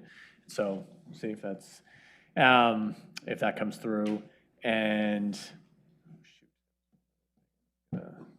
I can't remember what it was. Doesn't matter then. I have just one thing, which is that the homework that you guys usually do for goal setting will come out from the city manager's office later this week, and you'll have like a week to turn around. Good news is you got like 4 goals last year done, crossed off, so you could probably have a little room this year. Good. That's good. Saying. The little goals. Trying to think if I thought. And then I think you all aware, we do have TriMet scheduled to come to a future, I believe. Well, Matt's not here. Yeah, I forget. But they finally got back to her after ignoring us for a while. And, but they are cutting, they're going through a process. And they have some some cuts to services. I know line 37 is being impacted. The big impact is a lot of folks rely on that Lyft service, and Lyft, is the more the door-to-door service, and that only it only functions within a certain distance of lines. So when they cut the lines, then it also cuts the lift. So the impacts are great. And so I think one of the things we'll probably be talking about at goal setting are some things perhaps we can do, convening with some of our neighboring cities who are going through the same thing and wondering how can we pay a lot of money into TriMet, and we just continue to get less for it.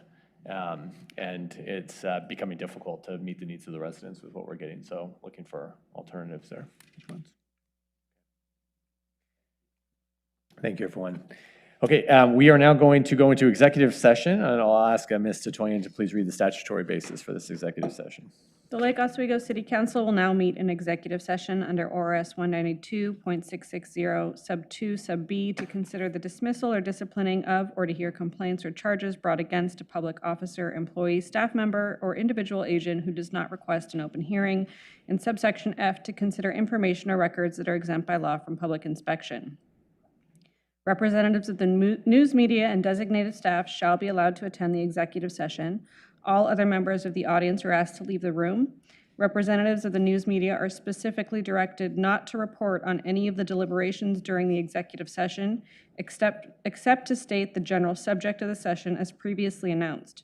No final decisions will be made in executive session, and at the end of the executive session, we will adjourn the meeting.